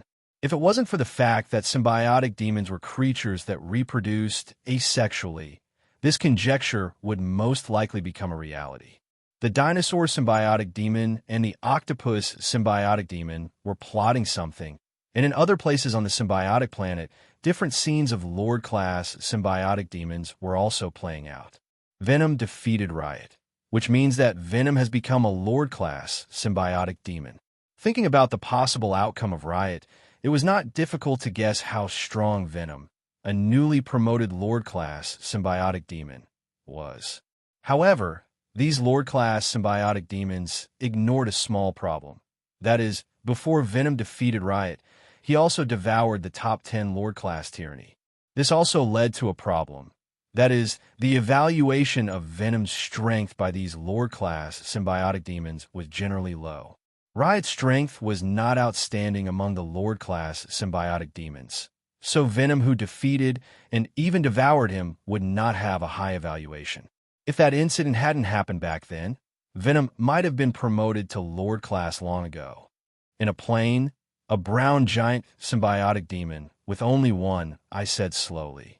Opposite him was a black symbiotic demon that looked like a legendary demon. Riot died in the hands of Venom. This is not a big deal. The death of one or two Lord-class symbiotic demons is not a big deal. But I heard that Venom was not the only one who made a move this time. There's also an Earthling beside him. The black symbiotic demon said with some dissatisfaction, "No matter how the symbiotic demons fight, it is our race's business. It is indeed inappropriate for an Earthling to intervene." After a few seconds of silence, the brown giant symbiotic demon replied, "I'll leave Venom to you, and I'll leave that Earthling to me. I heard that the Earthling's strength is not bad. I want to meet this guy who dared to take the initiative to come to the mother planet to cause trouble." The demon symbiotic demon looked up at the brown giant symbiotic demon and took the initiative to invite him. 4 Lord-class symbiotic demons, whose lives are simple and boring, there are not many things that can interest them. A newly promoted Lord-class symbiotic demon and an Earthling who should have some strength are very in line with their standards of having fun. Not only did the demon symbiotic demon have this idea, but other Lord-class symbiotic demons also more or less had this idea. Of course, those Lord-class symbiotic demons who were not as strong as Riot would definitely not have this idea. Then what are we waiting for? If we are late, the fun will become someone else's.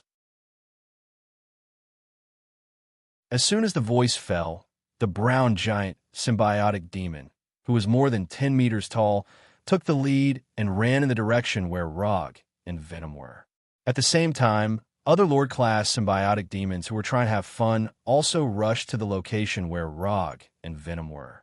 On this ordinary day, on this planet, more than 20 Lord-class symbiotic demons made the same choice. At this time, Rog and Venom did not realize that they had now become the hotcakes in the eyes of other Lord-class symbiotic demons. A fresh entertainment that can spice up their boring lives. Half an hour later, Rog felt the life energy signals of 3 Lord-class symbiotic demons. An hour later, the life energy signals of the Lord-class symbiotic demons reached 15. An hour and a half later, the number of Lord-class symbiotic demons that appeared in front of them reached an astonishing 27. Are they here to celebrate your promotion to Lord-class? Looking at the Lord-class symbiotic demons in the distance, each taller than the other, each more peculiar than the other, Rog asked curiously, What do you think? Unlike Rog, who was not nervous at all, Venom at this time was fully alert and entered a combat posture at any time.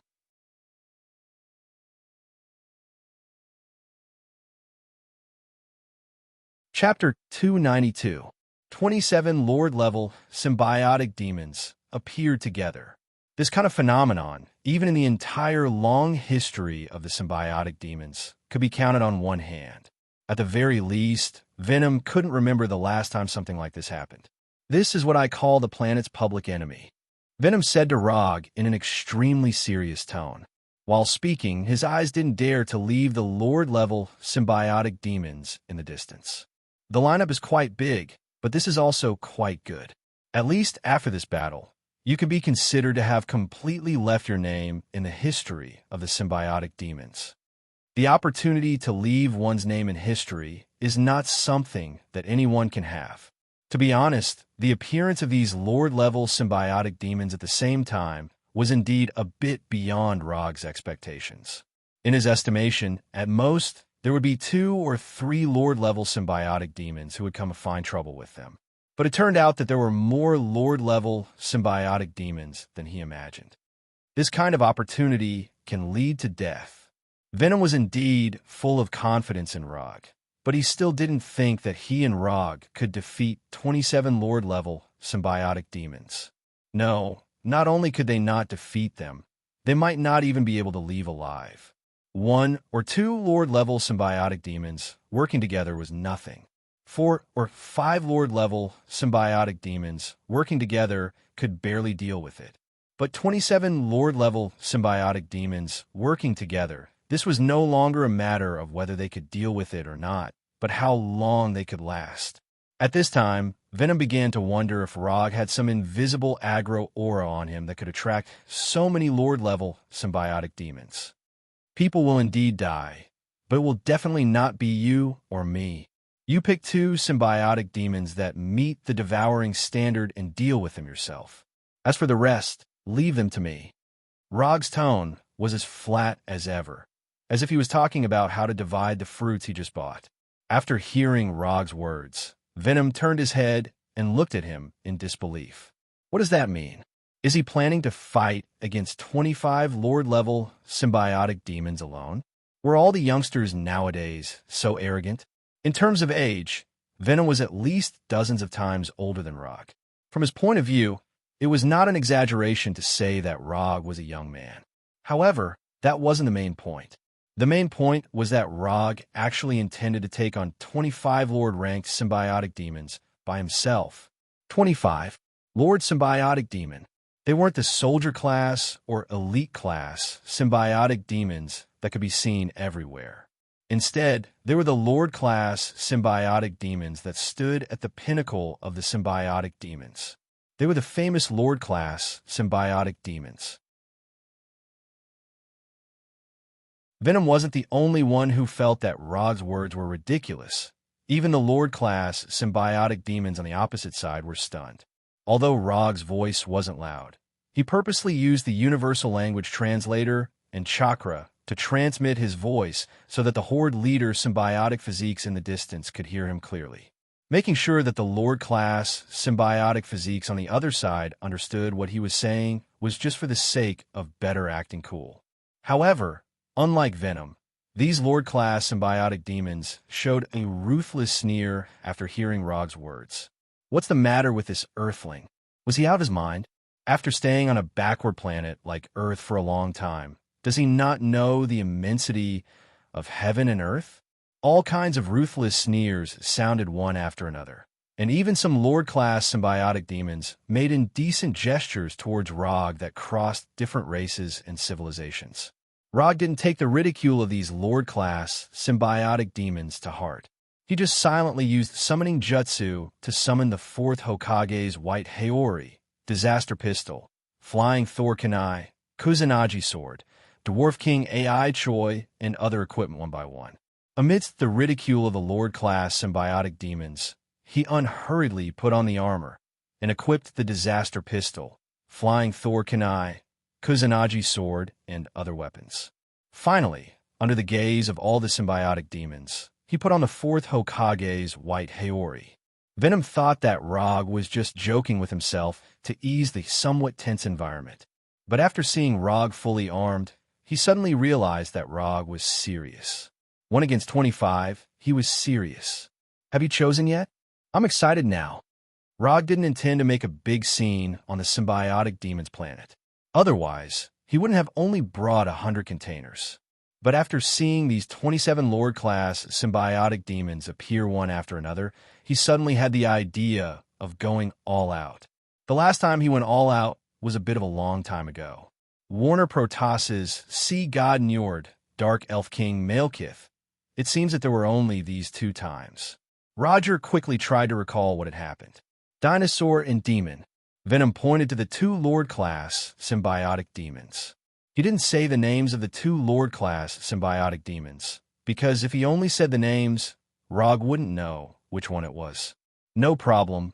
These 2 are yours. As for the rest, they are mine. As soon as his voice fell, the chakra in Rog's body surged wildly, and his whole person instantly entered the battle state. He clapped his hands, and a wood-release ninjutsu was cast by him. Wood release, wood clone, on the ground behind Rog, for wood carvings that were exactly the same as him suddenly emerged. Then, the 4 wood carvings separated and turned into wood clones that were exactly the same as him. This time, he didn't summon the shadow clone that he usually uses, but summoned the wood clone that has better resistance. Summoning the wood clone, in addition to the outstanding resistance of the wood clone, there is another reason that only he understands.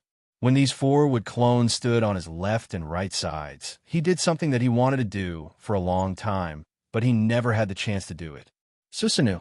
The main body and the 4 wood clones said at the same time, and 5 light, blue Susanoo, with muscles and meridians appear at the same time. This is the second stage of Susanoo, and also the peak state that Rog's current Susanoo can reach.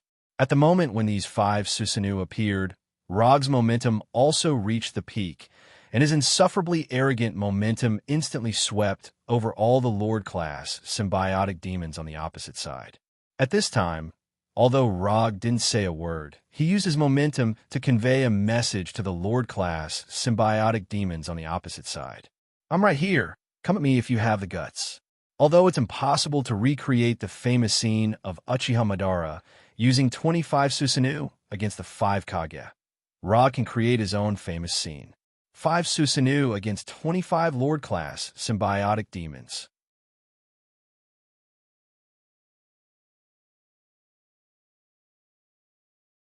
Chapter 293.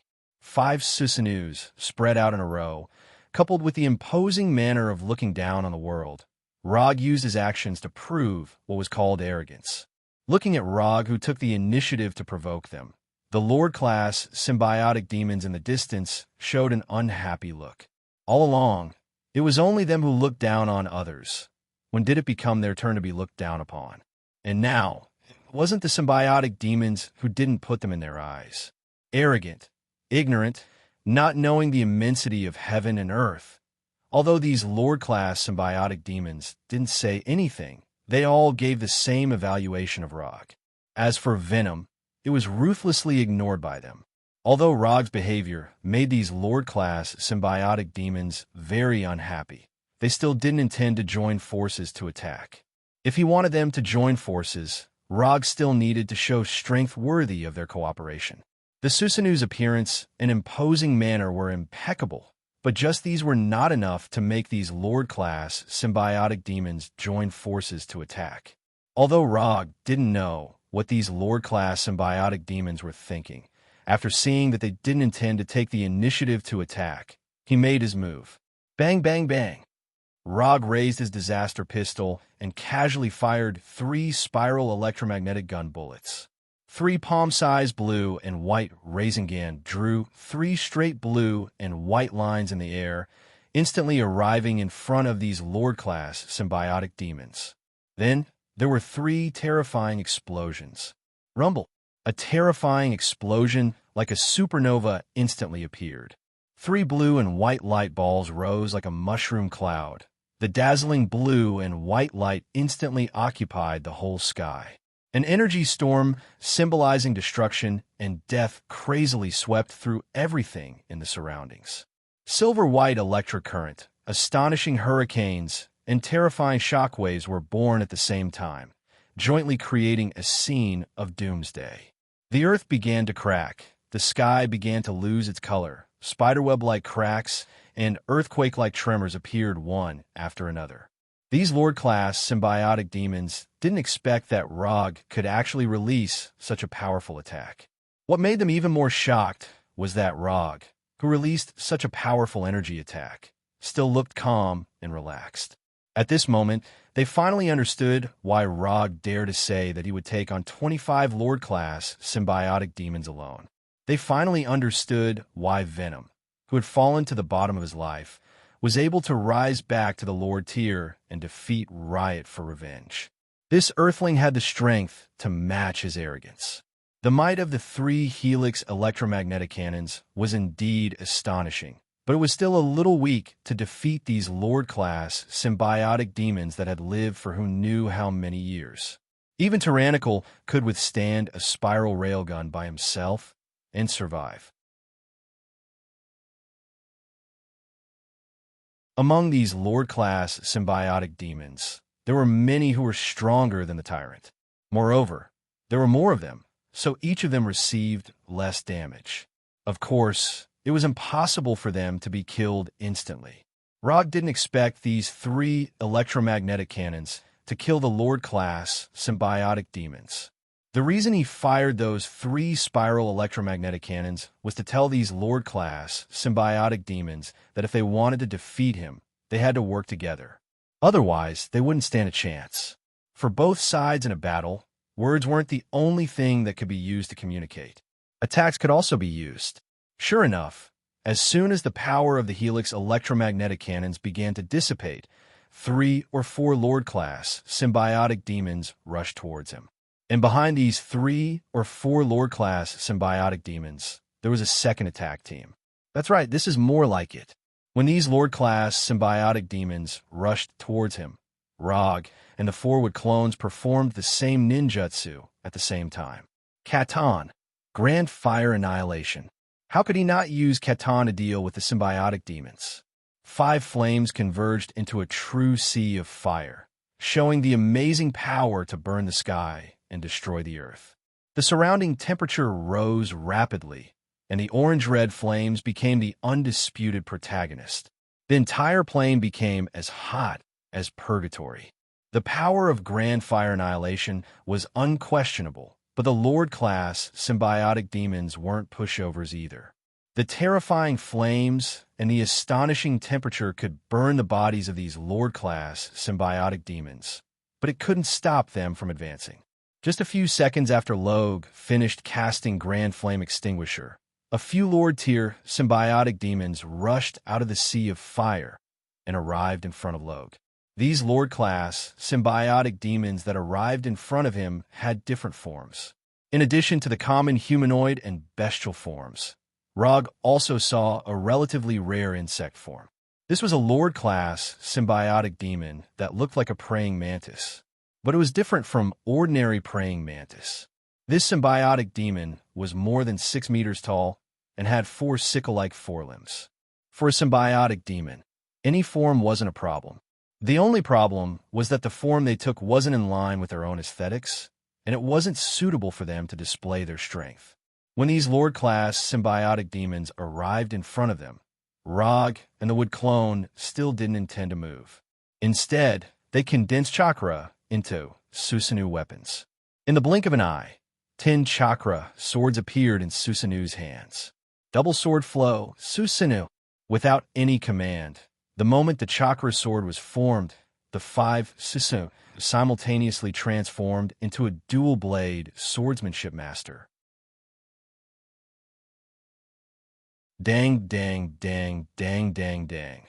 The sound of metal colliding continued to resound, and the chakra in Susanoo's hand continuously hit the body of the Lord-level symbiotic body.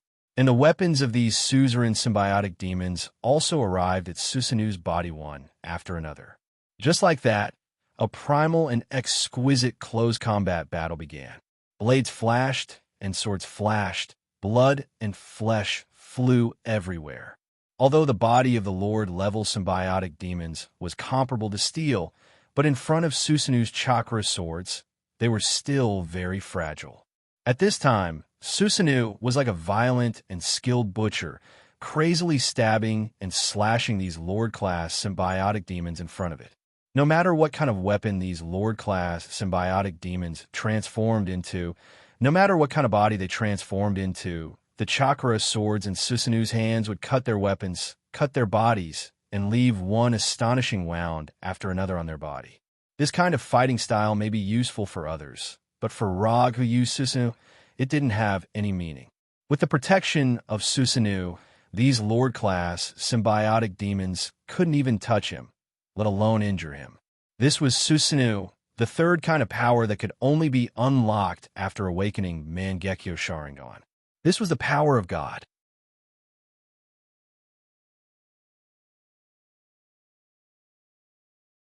Chapter 294. At this moment, Rog suddenly had an inexplicable feeling that even if there were thousands of soldiers and horses in front of him, he would not retreat a single step.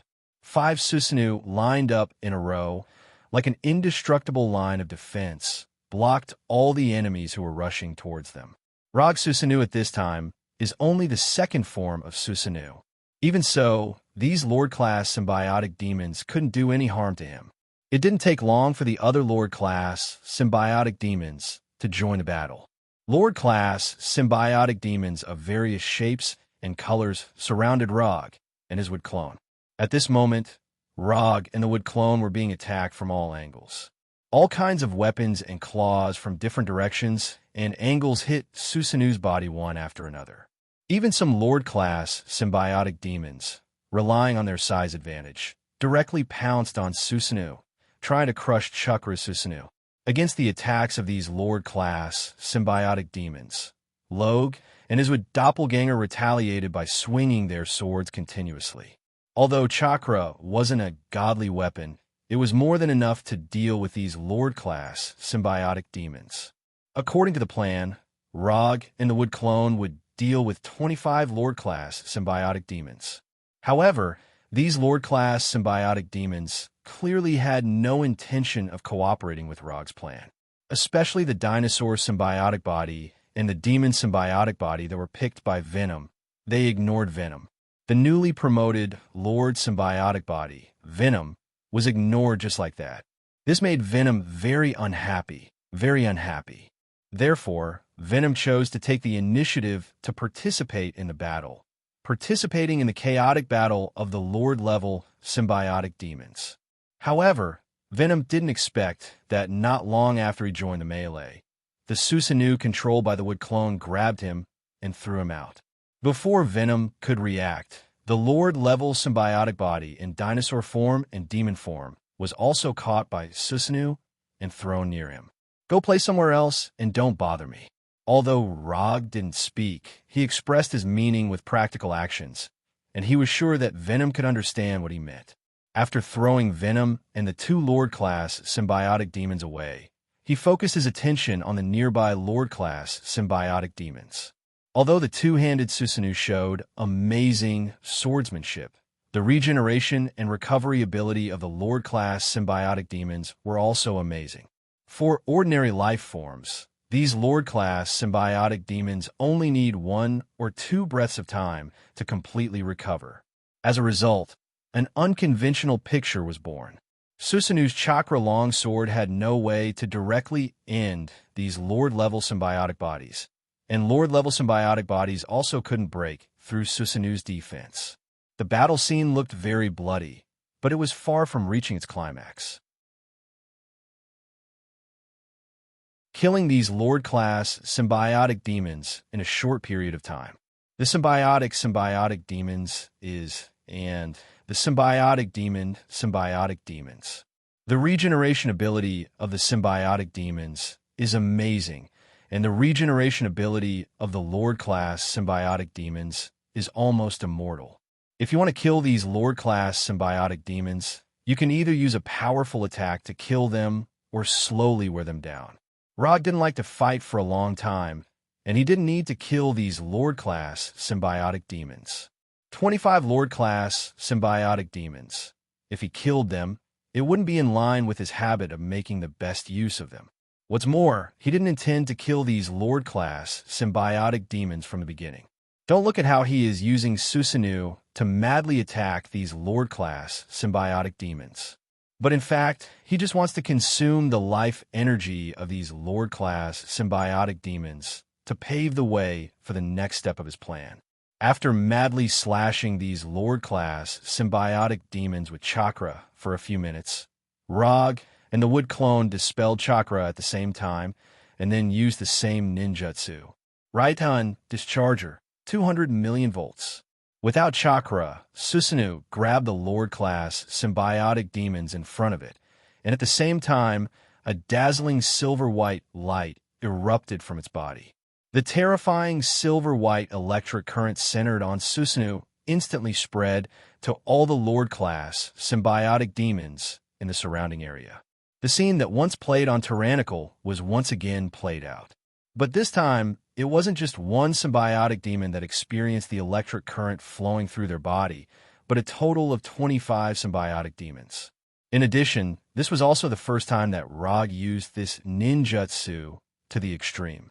The silver-white electric current flowed through the body of each Lord-class symbiotic demon, causing their body to instantly scorch.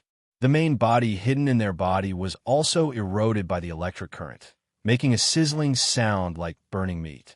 When Rog and the wood clone used Discharger, 200 million volts, Venom and the other two Lord-class symbiotic demons didn't hesitate and decisively pulled away to avoid being affected by the electric current.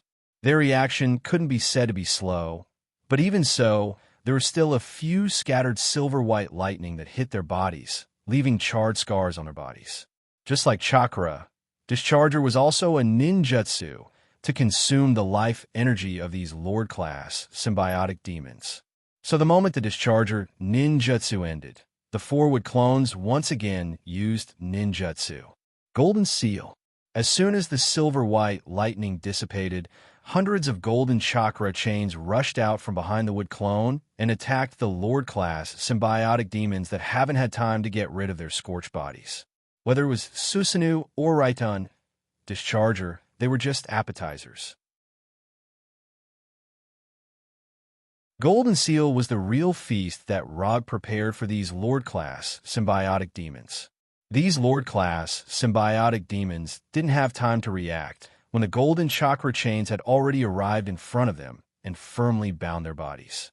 The unique life form of the symbiotic demons allows them to change into any form to get rid of the shackles. But they would never have thought that the golden seal that Rog used at this time was not an offensive ninjutsu, but a sealing technique used to bind them.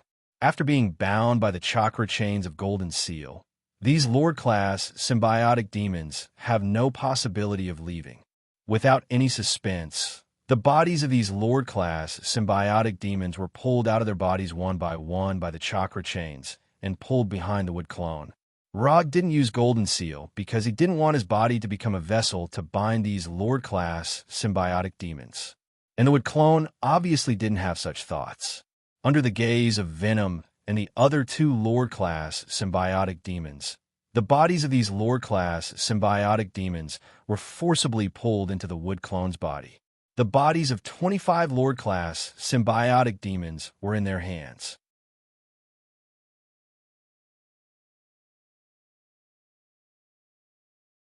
Chapter 295. Without the main body, the scorched bodies began to dissipate, and the whole battlefield became empty in an instant. After the wood clone pulled the 25 Lord-level symbiotic bodies into its body, Rog didn't hesitate and instantly removed the Susanoo and the wood clone. In addition to being more resistant to beatings than the shadow clone, the wood clone also has a very significant feature. That is, the wood clone still has a physical body even after being removed. After removing the effect of the ninjutsu, the four wood clones turned into lifelike wooden carvings, standing motionless in the same place.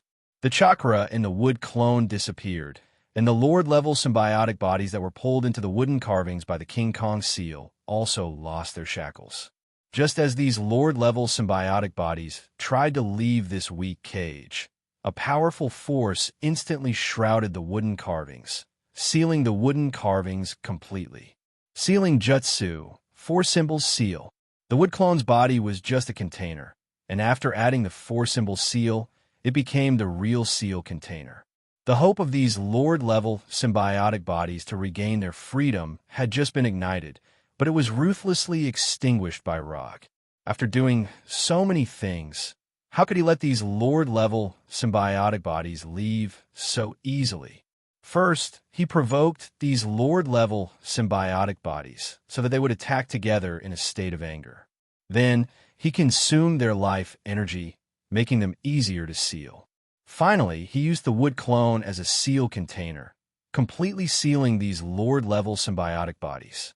From the beginning, Rog didn't intend to kill these Lord-level symbiotic bodies.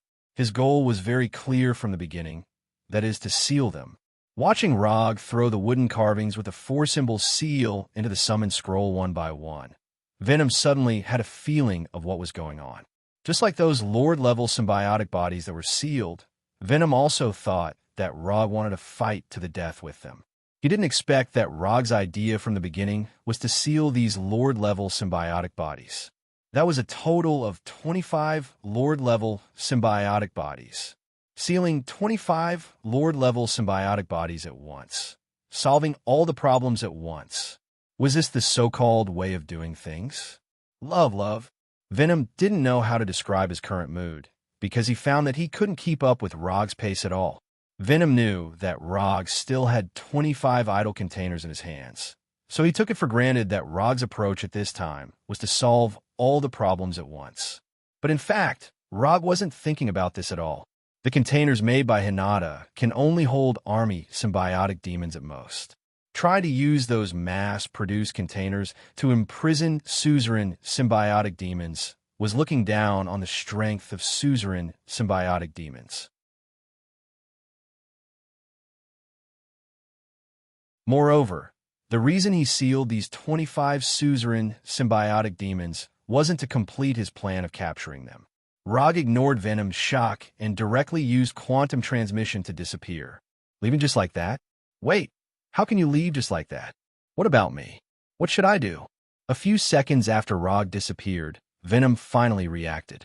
Rog's disappearance was not only beyond Venom's expectations, but it also puzzled the remaining 2 suzerain symbiotic demons. After seeing Rog seal 25 suzerain symbiotic demons at once, the dinosaur-looking and demon-looking symbiotic demons immediately had the idea of escaping. But after seeing Rog leave without saying a word, they looked at each other tacitly, and then set their eyes on Venom at the same time. The Earthling left without saying a word, which means that Venom was, regardless of whether Venom was abandoned or not, Rog's departure is a good thing for these 2 suzerain symbiotic demons. Because this means that Venom has no reinforcements. Without any hesitation, the 2 suzerain symbiotic demons immediately attacked Venom, intending to solve the guy who caused so much trouble as soon as possible. Although the dinosaur-looking and demon-looking symbiotic demons are stronger than Venom, Rog is not very worried about Venom's safety. Even if Venom is not the opponent of the 2 of them, it is not a problem for him to last for a while. Through quantum transmission, Rog directly came to the Golden Jack in outer space. During the time when Venom swallowed Riot and fell asleep, the Golden Jack controlled by Hinata had already arrived near the symbiotic demon planet, waiting for Rog's return. At this time, there was no one on the Golden Jack except for Rog and Hinata. The modified Golden Jack doesn't need any extra operators, and Hinata can handle everything alone. Hinata, the Black Death Sword plan can start now. After coming to a specific laboratory, Rog took out the 4 wood clone containers from the summon scroll. Then, he summoned another wood clone and handed the real summon scroll to the wood clone. Without any instructions, the wood clone, who got the summon scroll, used quantum transmission to leave the Golden Jack and return to the symbiotic demon planet. Rog didn't intend to participate in the rest of the capture plan personally. With the wood clone and venom, it was only a matter of time before the remaining 25 containers were filled. The reason why Rog brought venom to the symbiotic demon planet was to capture enough symbiotic demons. Then he would create the Black Death Sword that the god of symbiotic demons, Nar, once owned. The Black Death Sword is the ancestor of all symbiotic demons. The weakness of the symbiotic demons is that they are afraid of high temperature and sound waves. This is the after effect of the forging process, which was then passed down to generations of symbiotic demons. The Black Death Sword in Nar's hand has the power to slay gods in the truest sense. Even the head of a celestial god can be cut off with a single sword. Even Garl, who accidentally got the Black Death Sword, could gain the prestige of a god slayer with the help of the Black Death Sword. If he can find the real Black Death Sword, Rog doesn't mind taking it for himself. But the problem is that he doesn't know where God Slayer Garl is now, or even if Garl exists. So before getting the real Black Death Sword, he intends to make a replica for himself, just like when he asked Tani to make the Rumbling Thunder Fan and the Kusanagi Sword. But this time, he plans to do it himself. Symbiotic demons, to a certain extent, can be regarded as raw materials for the Black Death Sword. What he needs to do now is to use these symbiotic demons to create his own Black Death Sword. Of course, this kind of weapon creation plan, which is only based on theory and calculation, is bound to have accidents. So he went to the symbiotic demon planet to capture symbiotic demons so that he has enough raw materials. Even if all of them fail, it doesn't matter. He could just go to the symbiotic demon planet again. And the raw materials this time are better than he imagined.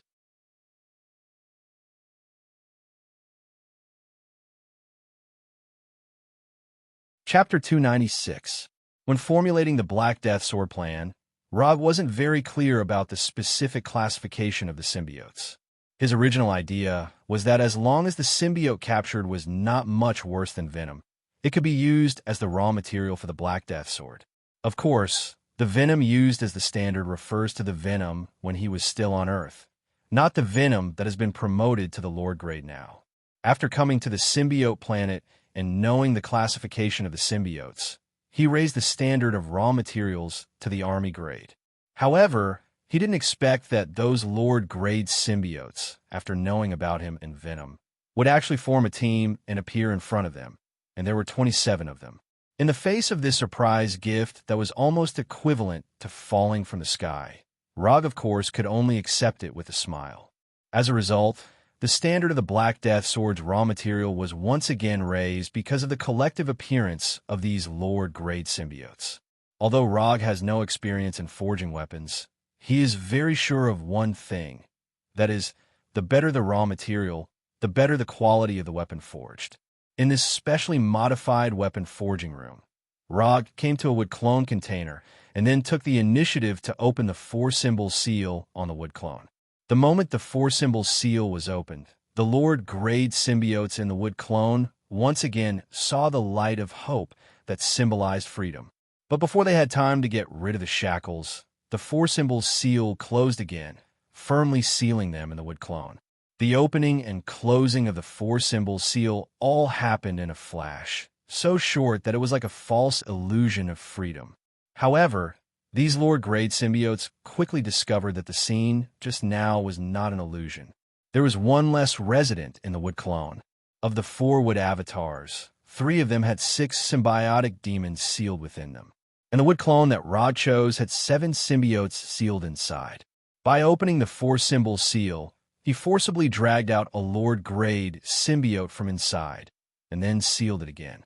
After taking out this lucky symbiote, Rog didn't even look at it, and threw the mucus-like symbiote into the mold. He doesn't need to participate in the specific forging process. The specific forging process will be handled by Hinata.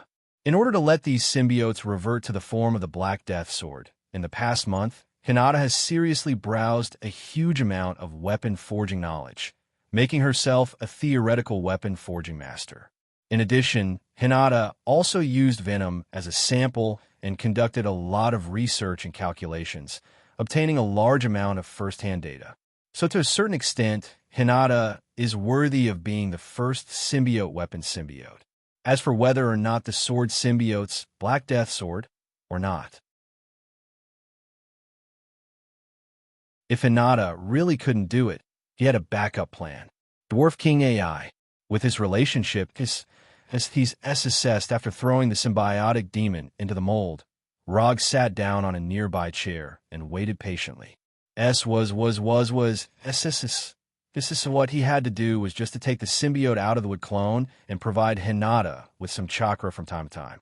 After all, this was a weapon made for him, so the weapon made must be able to adapt to chakra. The sound of metal colliding constantly sounded, and the symbiote lord in the mold kept screaming miserably. Under Hinata's control, the symbiote lord in the mold kept changing its form, little by little, getting closer to the shape Rog wanted. Although the plan was called the Black Death Sword plan, what Rog asked Hinata to make wasn't a sword. Compared to a sword, he actually preferred a katana. The reason was simple. Using a katana to cut people was more domineering. And this time, he didn't use the common Japanese katana, but combined the characteristics of the Tang katana and the Ming Dynasty's embroidery katana to design a brand new katana. This katana was closer to the style of China's katana, and the arc was between a straight katana and a curved katana. It was both convenient for slashing and stabbing. The first symbiote lord didn't last long in Hinata's hands, and it helplessly lost its life and turned into a pool of liquid without any signs of life. In this regard, Rog wasn't surprised, and he took out the second symbiote from the wood clone. Because of the first experience, the second symbiote lord lasted a little longer, but in the end, it still died in the mold. Then came the third, the fourth, the fifth. After killing 5 symbiote lords in a row, Hinata finally obtained enough data, and the success of the plan finally began to emerge. The 6th symbiote lord was successfully stabilized into a katana. Then the 7th, 8th, and 9th symbiote lords were thrown into the mold. With the 6th symbiote lord as the embryo, the 7th, 8th, and 9th symbiote lords were smoothly integrated, and the embryo was further formed. The next thing was relatively simple. Hinata continued to purify the embryo, and Rog continued to add symbiote lords, chakra, and some reality gems to the mold to adjust and stabilize the state. The forging process was boring, but Rog and Hinata didn't have any impatience, and they focused on cooking the symbiote lords in the mold. Nearly a week has passed since the beginning of the forging process. Venom and the Wood Clone have already completed the capture plan and returned to the Golden Jack. In the past few days, Venom witnessed his own kind being thrown into the mold one by one, and then he didn't feel anything. Symbiotes were originally a race that didn't have many emotions. Even if it was their own descendants, it was the same. Therefore, Venom didn't feel any sadness or pity for the suffering of those symbiote lords. Instead, he became a bystander with great interest. Venom knew very well what Rog wanted, and he also wanted to see what kind of power a weapon made with symbiote lords as raw materials would have. When the mold, which had been running for almost a week, calmed down, and the weapon in the mold revealed its true appearance, Rog and Venom showed the same puzzled look. Is this the weapon made by the symbiote lords? It looks very ordinary. At this time, what appeared in front of them was a black katana more than 1 meter long. The blade was slightly curved, and the hilt was integrated with the blade. The blade was a typical Senkaku style. There were patterns in the shape of auspicious clouds on the pitch-black blade, and the blade was dim and lightless. 20 Lord-class symbiotic demons were able to create such a blade. Venom couldn't see what was special about this black katana at all. In his opinion, this katana was not as good as Rog's current Kusanagi sword.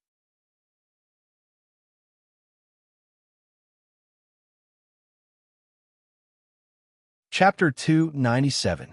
Not only did Venom feel that this black blade was a bit too ordinary, even Rog himself felt that the black blade was a little different from what he had imagined. There was no problem with the appearance of the black blade. It was exactly the same as the one he had designed. Even the auspicious cloud patterns on the blade were the same.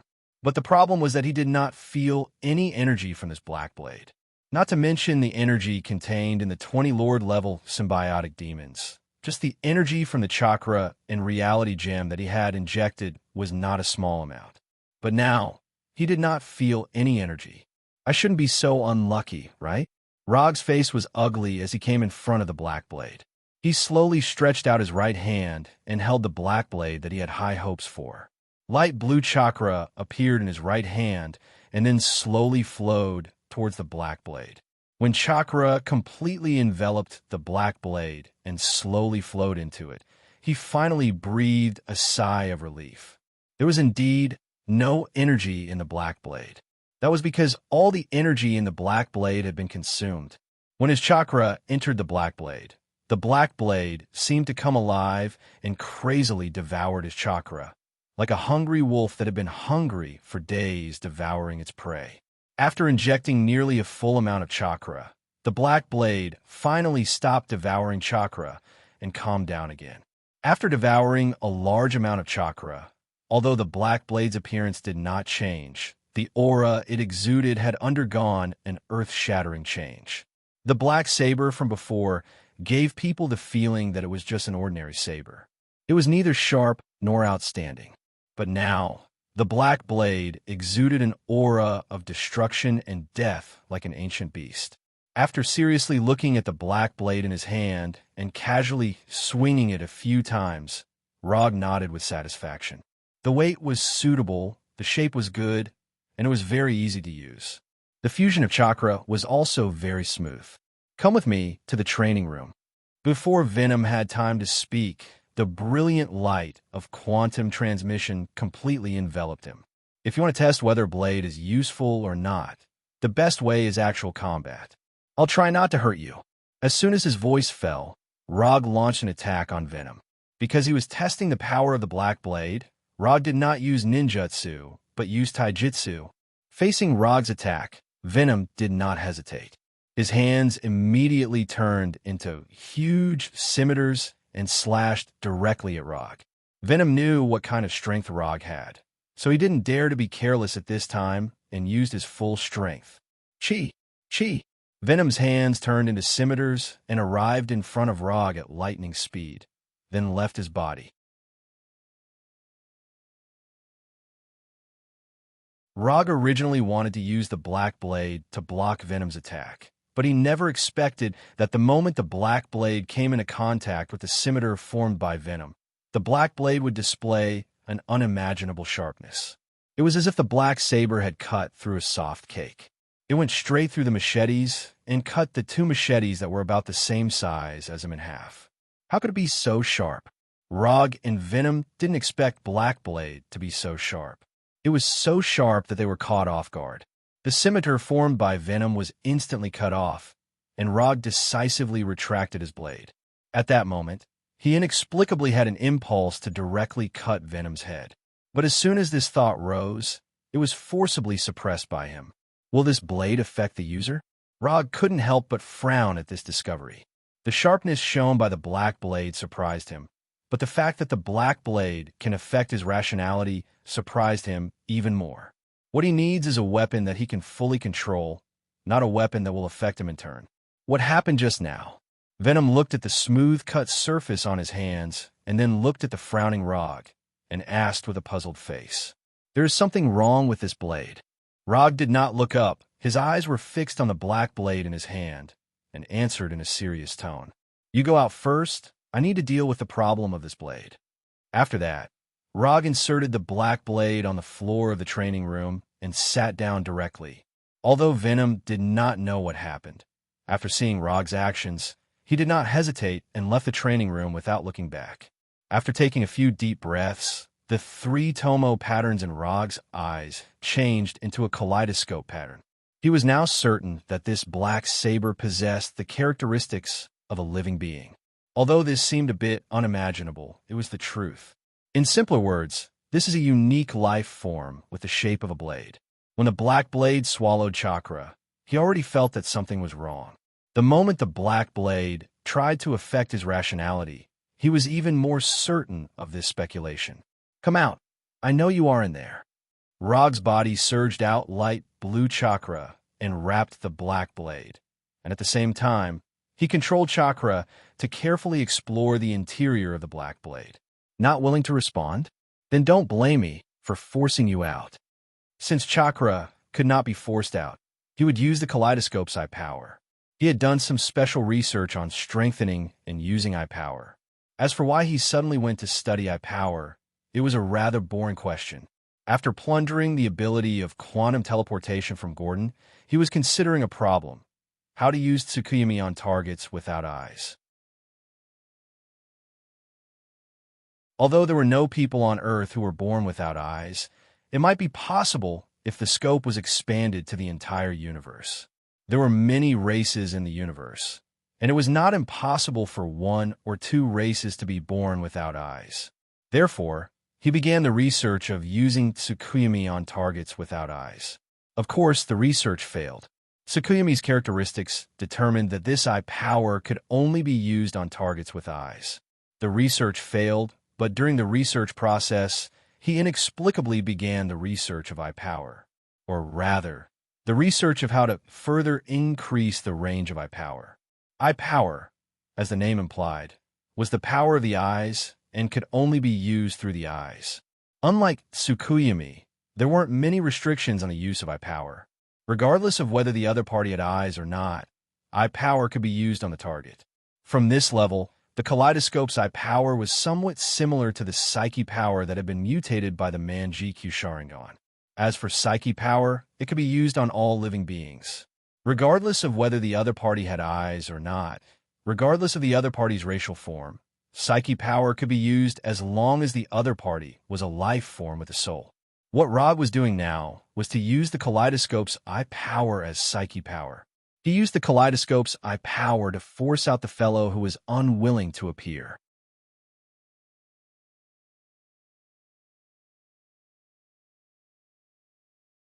Chapter 298. Theoretically speaking, there is no problem in using the eye power as spiritual force. But after all, this is the first time Rog has done this, so he is not very sure what the final result will be. But even if it fails, there won't be any serious consequences. At worst, he will just have to find another way.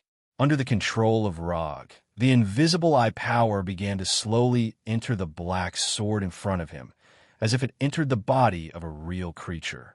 When the eye power of the Manjikyu Sharingan entered the black sword, Rog finally found a hidden consciousness in the deepest corner of the black sword. Found you. After discovering this hidden consciousness, Rog didn't hesitate and immediately controlled the eye power to wrap this consciousness, and then pulled this consciousness into the consciousness space that he has already prepared. In the consciousness space with the red moon, Rog saw the consciousness inside the black sword, and saw this consciousness that tried to influence the user. Unlike the life he has seen before, the consciousness that appeared in front of him at this time was not the appearance of a living creature, but a dark rectangular light gate. The black light gate is 2 meters wide and 5 meters high. The surface is very smooth, and the thickness is like a paper. Looking at the black light gate floating above the ground, Rog frowned again. What's going on? This thing doesn't look like a living thing at all. How did it gain consciousness? Can this thing really communicate? Although his mind was full of doubts, Rog slowly came to the black light gate, raised his arm, and put his right hand on the black light gate. This consciousness space was built by him. Even if the black light gate is a threat, he can remove the consciousness space at any time to ensure the safety of his consciousness. When his right hand came in contact with the black light gate, memories rushed out of the black light gate and forcibly poured into Rog's mind. These memories were like a movie played in reverse, quickly flashing through his mind. When he saw the first picture of these memories, Rog guessed the source of these memories. These memories were the memories of the suzerain symbiotic demons. Being thrown into the mold, King Kong Seal, Susu, seeing Rog for the first time. At this time, Rog was like watching 20 rewound movies at the same time, browsing the memories of these Lord-level symbiotic demons. From the experience in the mold, these rewound pictures continued to the moment when these Lord-level symbiotic demons were born. Just when Rog thought that these 20 rewound memories were going to disappear, the pictures in his mind suddenly changed, and the memories of the 20 Lord level symbiotic demons instantly merged into a more primitive memory, and then began to rewind again. This time, there is only one rewind picture, and the rewind time is much longer than the memories of these Lord-level symbiotic demons. Although Rog didn't know how these memories appeared, one thing he was certain of was that what he was browsing now was the entire history of the symbiotic demons. In the rewind picture, Rog saw the symbiotic demons fighting in the universe, saw the process of the formation of the symbiotic demon planet, saw the symbiotic demon god, Nar imprisoned in the symbiotic demon planet. The symbiotic demon god, Nar, was actually imprisoned on this planet, and the symbiotic demon planet was his prison cell. Just when Rog thought that the rewind memories stopped there, the picture changed again. This time, the symbiotic demons that appeared in the rewind picture had a unified form, a unified dragon form. This symbiotic demon dragon army, under Nar's lead, went on a campaign in the universe, bringing calamity to many planets. Rog acutely sensed that the symbiotic demon god, Nar, had already lost the Black Death Sword at this time. When the long river of memories of the symbiotic demon dragon army was rewound, this strange rewind scene finally reached the final memory. In this memory, there were no symbiotic demons, only a completely black sword, the Black Death Sword. The Black Death Sword's rewind memories started with the natives of a nameless planet. Then it was Nar wielding the Black Death Sword and fighting all kinds of enemies. There were two scenes that caught Rog's attention. One was when Nar used the Celestial Group's blood flames to forge the Black Death Sword, and the other was when Nar used the Black Death Sword to cut off the Celestial Group's head. In particular, the scene of Nar using the Black Death Sword to cut off the Celestial Group's head left an indelible impression in Rog's mind. A war of slaying gods. This was a war of slaying gods in the truest sense. At the end of this memory rewind that lasted who knew how long, the symbiotic demon god, Nar, took out the Black Death Sword from the endless shadows of the void. When Rog opened his eyes again, what appeared in front of him was still that pitch-black door of light. His right hand was still on the black door of light. Rog didn't know how long the memory rewind lasted, and he didn't feel any fatigue or discomfort. The vast memories that had surged into his mind were now quietly waiting in a corner of his mind, waiting for him to flip through them again. Does this count as forcing the user to watch an advertisement? Rog inwardly criticized. I've finished looking through the memories. Shouldn't you show yourself? After retracting his right hand and waiting for a few seconds, the smooth surface of the black door of light rippled like water. You? Why did you have to come looking for me? The voice was a little immature, sounding like that of a little boy. Why did I have to come looking for you? Speaking of which, shouldn't you explain why you're trying to influence my rationality? Rog asked in return. If Black Blade hadn't tried to influence his actions, he wouldn't have made a trip here. Attacking the enemy's head can kill them faster. The Black Door of Light answered matter-of-factly. Even if you can get rid of the enemy faster, that doesn't mean you can influence my rationality. Do you understand? Right, what's your name? For some reason, Rog suddenly felt like he was trying to reason with a kindergartner. Name? I don't have a name. I was just born, and I haven't given myself a name yet. Just born? You have so many memories, and you're telling me that you were just born? Rog rolled his eyes at the Black Door of Light's answer. If he were to convert the memories that he had just rewound into time, the time span was at least billions of years, or even tens of billions of years. Under such circumstances, no one would believe that the Black Door of Light said that he had just been born. Those are my memories, and I don't know how they appeared. I only know that they were there when I was born.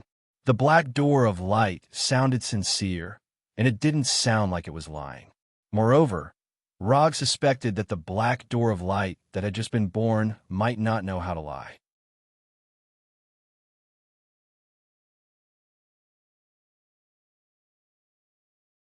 Chapter 299. Although the Black Door of Light's words didn't sound reliable, Rog chose to believe it in the end. The reason he chose to believe it was simple because the Black Door of Light didn't need to lie about such things. If the Black Door of Light chose to hide something, he didn't need to share those memories at all. Since you don't have a name, I'll give you one. The previous sword was called the Black Death Sword. Then the newly born you will be called Blackie. Rog thought for a few seconds and gave the Black Door of Light a simple and catchy name. Of course, if the Black Door of Light didn't like the name Blackie, it could change it. Blackie? Your expression tells me that this name isn't as simple as it sounds. But it doesn't matter. Blackie it is. A name is just a code name. It doesn't matter if it's Blackie or Whitey. Unlike the childish tone, the Black Door of Light's way of thinking was unusually mature. It didn't mind the extremely common name Blackie at all. I like the way you think. Back to the topic. Why are you trying to affect my rationality? You should know very well that no one likes this feeling. Rog pulled the topic back and tried to figure out Blackie's true thoughts. If he knew Blackie's true intentions, he wouldn't mind creating a new black sword with its own consciousness. However, the prerequisite for all of this was that Blackie would listen to his arrangements obediently and not act on its own to affect his rationality. Slaughter, destruction, death, battle, conquest. These are the natural instincts of every symbiotic demon. Although symbiotic demons are living beings, they're different from other living beings. Symbiotic demons were created specifically for battle. This is also the main reason why Nar created them. Is there anything wrong with correcting the user's mistakes and allowing the user to kill the enemy with the least cost, the fastest speed, and the most effective method? Blackie didn't think there was anything wrong with him affecting the user's rationality. From his point of view, this was to increase the user's killing efficiency and allow the user to have more power. Do you know what it means to overstep your authority? You're just a weapon. You don't have the right to make decisions for the user. With the consent of the user, there's no problem for you to do that. But you can't act on your own without permission. Do you understand? If it wasn't for Blackie's good attitude, Rog wouldn't have bothered to explain this to him. Other people might be able to tolerate Blackie's actions, but he would never allow such a thing to happen. Understood. You don't like others making decisions for you. You only like to be in control of everything. After a few seconds of silence, Xiao He said slowly, "It's good that you understand. I don't mind your existence, but you must not try to influence me, including my rationality and everything in battle. If you can do that, perhaps we can become good partners." Little Black was easier to communicate with than he had imagined. Rog dismissed the idea of killing Little Black. Furthermore, according to the legends, a weapon having its own consciousness was the prerequisite for becoming a divine weapon. Although this kind of saying only existed in legends and some online novels, who could guarantee that it wasn't true? No problem, but I hope that when you don't need to fight or use me, I can have the right to move freely. Sure. After reaching an agreement with Little Black, Rog's consciousness returned to reality, and at the same time, he removed the chakra and eye power from the Black Blade. You can move freely for a while now. As soon as the voice fell, the Black Blade in front of Rog rose into the air and then quickly transformed into a venom-like humanoid form. It can actually transform? He originally thought that Little Black's movement would be like the flying sword in Shinsha novels, but he didn't expect it to be the same as the symbiotic body. A black blade that can transform, this is very much like a symbiotic body.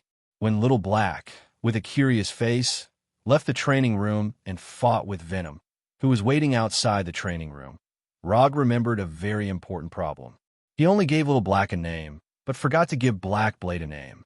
Although Black Blade is only Little Black's body, Black Blade also needs a name, because he can't say to his enemies in the future, "Dying under my Little Black is the greatest honor in your life."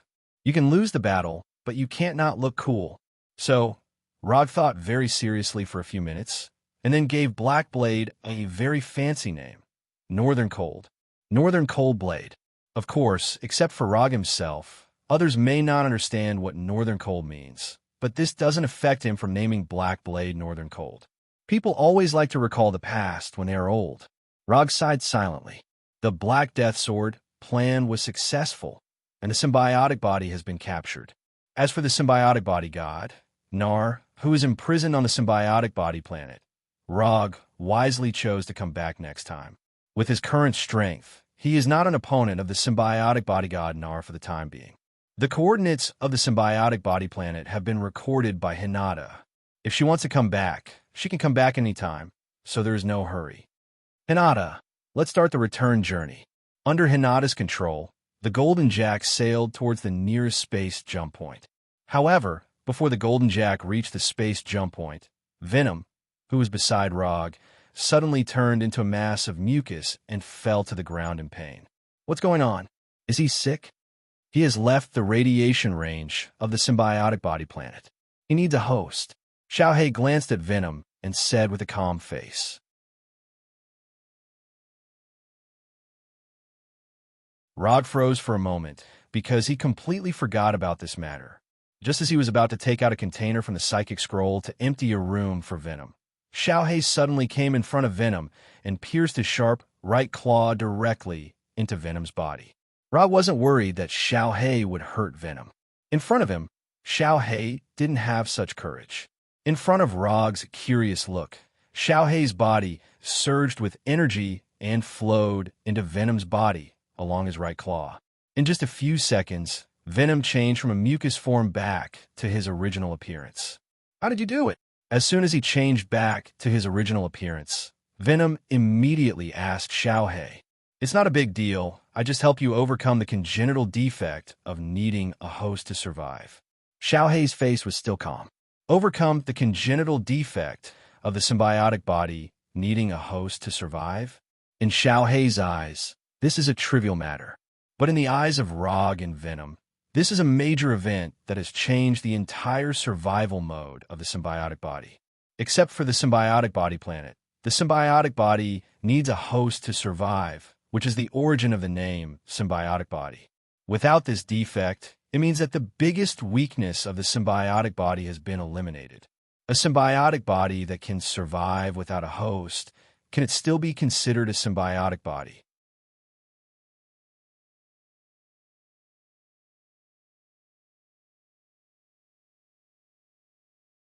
Chapter 300. Can all symbionts overcome this defect? After a few seconds of silence, Rog asked Xiaohei. If Xiaohei can really make the symbionts move freely without a host, then the symbionts in the summon scroll may be used to build a good symbionts army. In the beginning, he intended to use the captured symbionts as raw materials for the Black Death Sword plan. But now he has Xiaohei, so those symbionts have been temporarily put aside. Not all symbionts can do it. To overcome this defect, you must at least reach the strength of the Lord level, and it must be the stronger strength of the Lord level. Xiaohei said unhurriedly, making Rog's symbionts army plan fail before it is implemented. Symbionts can indeed combine with hosts of different races, but this does not mean that the symbionts have no requirements for the parasitic host. If the host does not match the symbionts, the parasitic host will die. This is a bit like an organ transplant. Only when there is a perfect match, there will be no rejection. Okay, that's all right. After nearly 10 hours of long flight and several consecutive space jumps, the Golden Jack finally returned to the outer space where the Earth is located. After the Golden Jack entered stealth, Rog returned to Konoha's headquarters with Venom and Xiaohei. After returning to Konoha's headquarters, Venom, who has the ability to survive on his own, thought seriously for a few minutes and finally chose to stay with Eddie. Rog didn't say anything about Venom's choice. Although Venom and Eddie are of the same gender, who knows if Venom thinks so? After Venom left, Rog asked Hinata to take out 3 containers from the summon scroll and asked her to arrange for them to be sent to the Osborn building and send an email to Harry Osborn. Harry Osborn showed kindness last time. In return, Rog intends to send him 3 symbionts, which is a reciprocity between them. After taking out all the remaining symbionts containers and asking Hinata to inform Dr. Connors to conduct research on the symbionts, Rog returned to his room. As for Xiaohei, Rog gave him the right to move freely in Konoha's headquarters and let him have his own fun. He has a new weapon, the Northern Cold Sword, and Susanoo has also been tested. The unconsumed ninja coins increased to 885, and he also brought back a full 100 armor level symbionts. This time's trip to the symbiont's planet was pretty good overall. However, at this time, Rog was still not satisfied. After the trip to the symbiotic demon planet, especially after fighting with the Lord-level symbiotic demons whose recovery ability was so high that it was completely unreasonable, he increasingly felt that the bodies of Earthlings were a little too weak. Although he did not suffer any injuries during the fight, it still evoked the thought of strengthening his body. In terms of bloodline, he is a pure Earth. Although he is the Earth of the Earth of the Earth of the Earth. He has no plans to change his bloodline, nor does he intend to give up on further strengthening his body. With the resources he has now, there are many ways to strengthen his body. Both Extremis and Spider Serum can strengthen the body to a certain extent. If he doesn't want to inject these super serums, symbionts are also an option. Although the effects of these methods are immediate, they are not particularly in line with his requirements. In particular, the symbiont's parasitism method was ruled out by him for the first time. Since none of these works, he can only continue to focus on ninjutsu or the sage body. After thinking about it, he finally chose the most primitive and most reliable plan. Continue to develop the sage body and develop it to the level that Hashirama had reached. But in this way, another small problem has arisen. Although he has not stopped practicing the sage body, he has encountered a bottleneck after the sage body was upgraded to the current stage. The amount of chakra of the Sanbai is the limit he can reach at present. Conventional practice has made it difficult to further improve the amount of chakra, and if the amount of chakra stops increasing, the progress of the development of the sage body will slow down. Exchange for In QB or Yang QB, and use the amount of chakra of QB to forcefully promote the improvement of the sage body. Since conventional means are useless, then he will use some unconventional means. Hinata, sort out the previous commissions and pick 4 of them. I plan to go out and relax. Although Hinata has become his personal assistant, there are still some secrets that only he knows. For example, the commission must be judged to get ninja coins. Okay, it didn't take long for Hinata to virtually project the selected commissions into Rog's room. I'll take these 4. In the following month, Rog resumed his old business and executed the commissions of his clients. His luck was good, and the 4 commissions that were selected passed the judgment of the system, allowing him to get 145 ninja coins as commission reward. Unconsumed ninja coins, 1030. Looking at the unconsumed ninja coins in the attribute panel for the first time, Rog sighed, then opened the system's exchange page and swiped to the Bijou exchange page. Unlike the exchange icons on other pages, the icons on the Bijou exchange page are all dark gold, which symbolizes high-level exchange. From Ichibi to Jubi, there are a total of 11 exchange icons. Among them, there are 2 exchange icons for QB, In QB, and Yang QB. Although the exchange icon for Jubi was also there, the exchange price of 10,000 ninja coins under the icon made Rog directly ignore it. 10,000 ninja coins, even if he sold himself, he wouldn't be worth this price.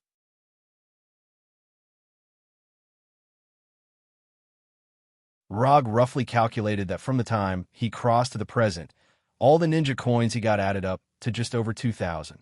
In QB or Yang QB, this is the question. If he remembers correctly, Naruto has Yang QB and Yandame Hokage has In QB. Although from the name, In QB is more suitable for him. But Yang QB and Sannin are obviously more compatible. After thinking about it for more than a minute, Rog finally made a decision. Exchange for Yang QB. Use Yang QB's chakra to forcefully promote the promotion of Sannin. When he pressed the exchange icon symbolizing Yang QB, he only had 30 ninja coins left, and Yang QB's exchange icon disappeared. Before he closed the exchange page, a majestic chakra descended on him, filling his whole body. You're tuning into the Romance Rendezvous YouTube channel. We're so grateful for your support, and don't forget to subscribe to join us on this incredible journey through captivating stories. Your generosity through donations truly makes a world of difference, as it's the primary source of revenue that allows me to expand and enhance this channel for you. Thank you from the bottom of my heart for being a part of this adventure.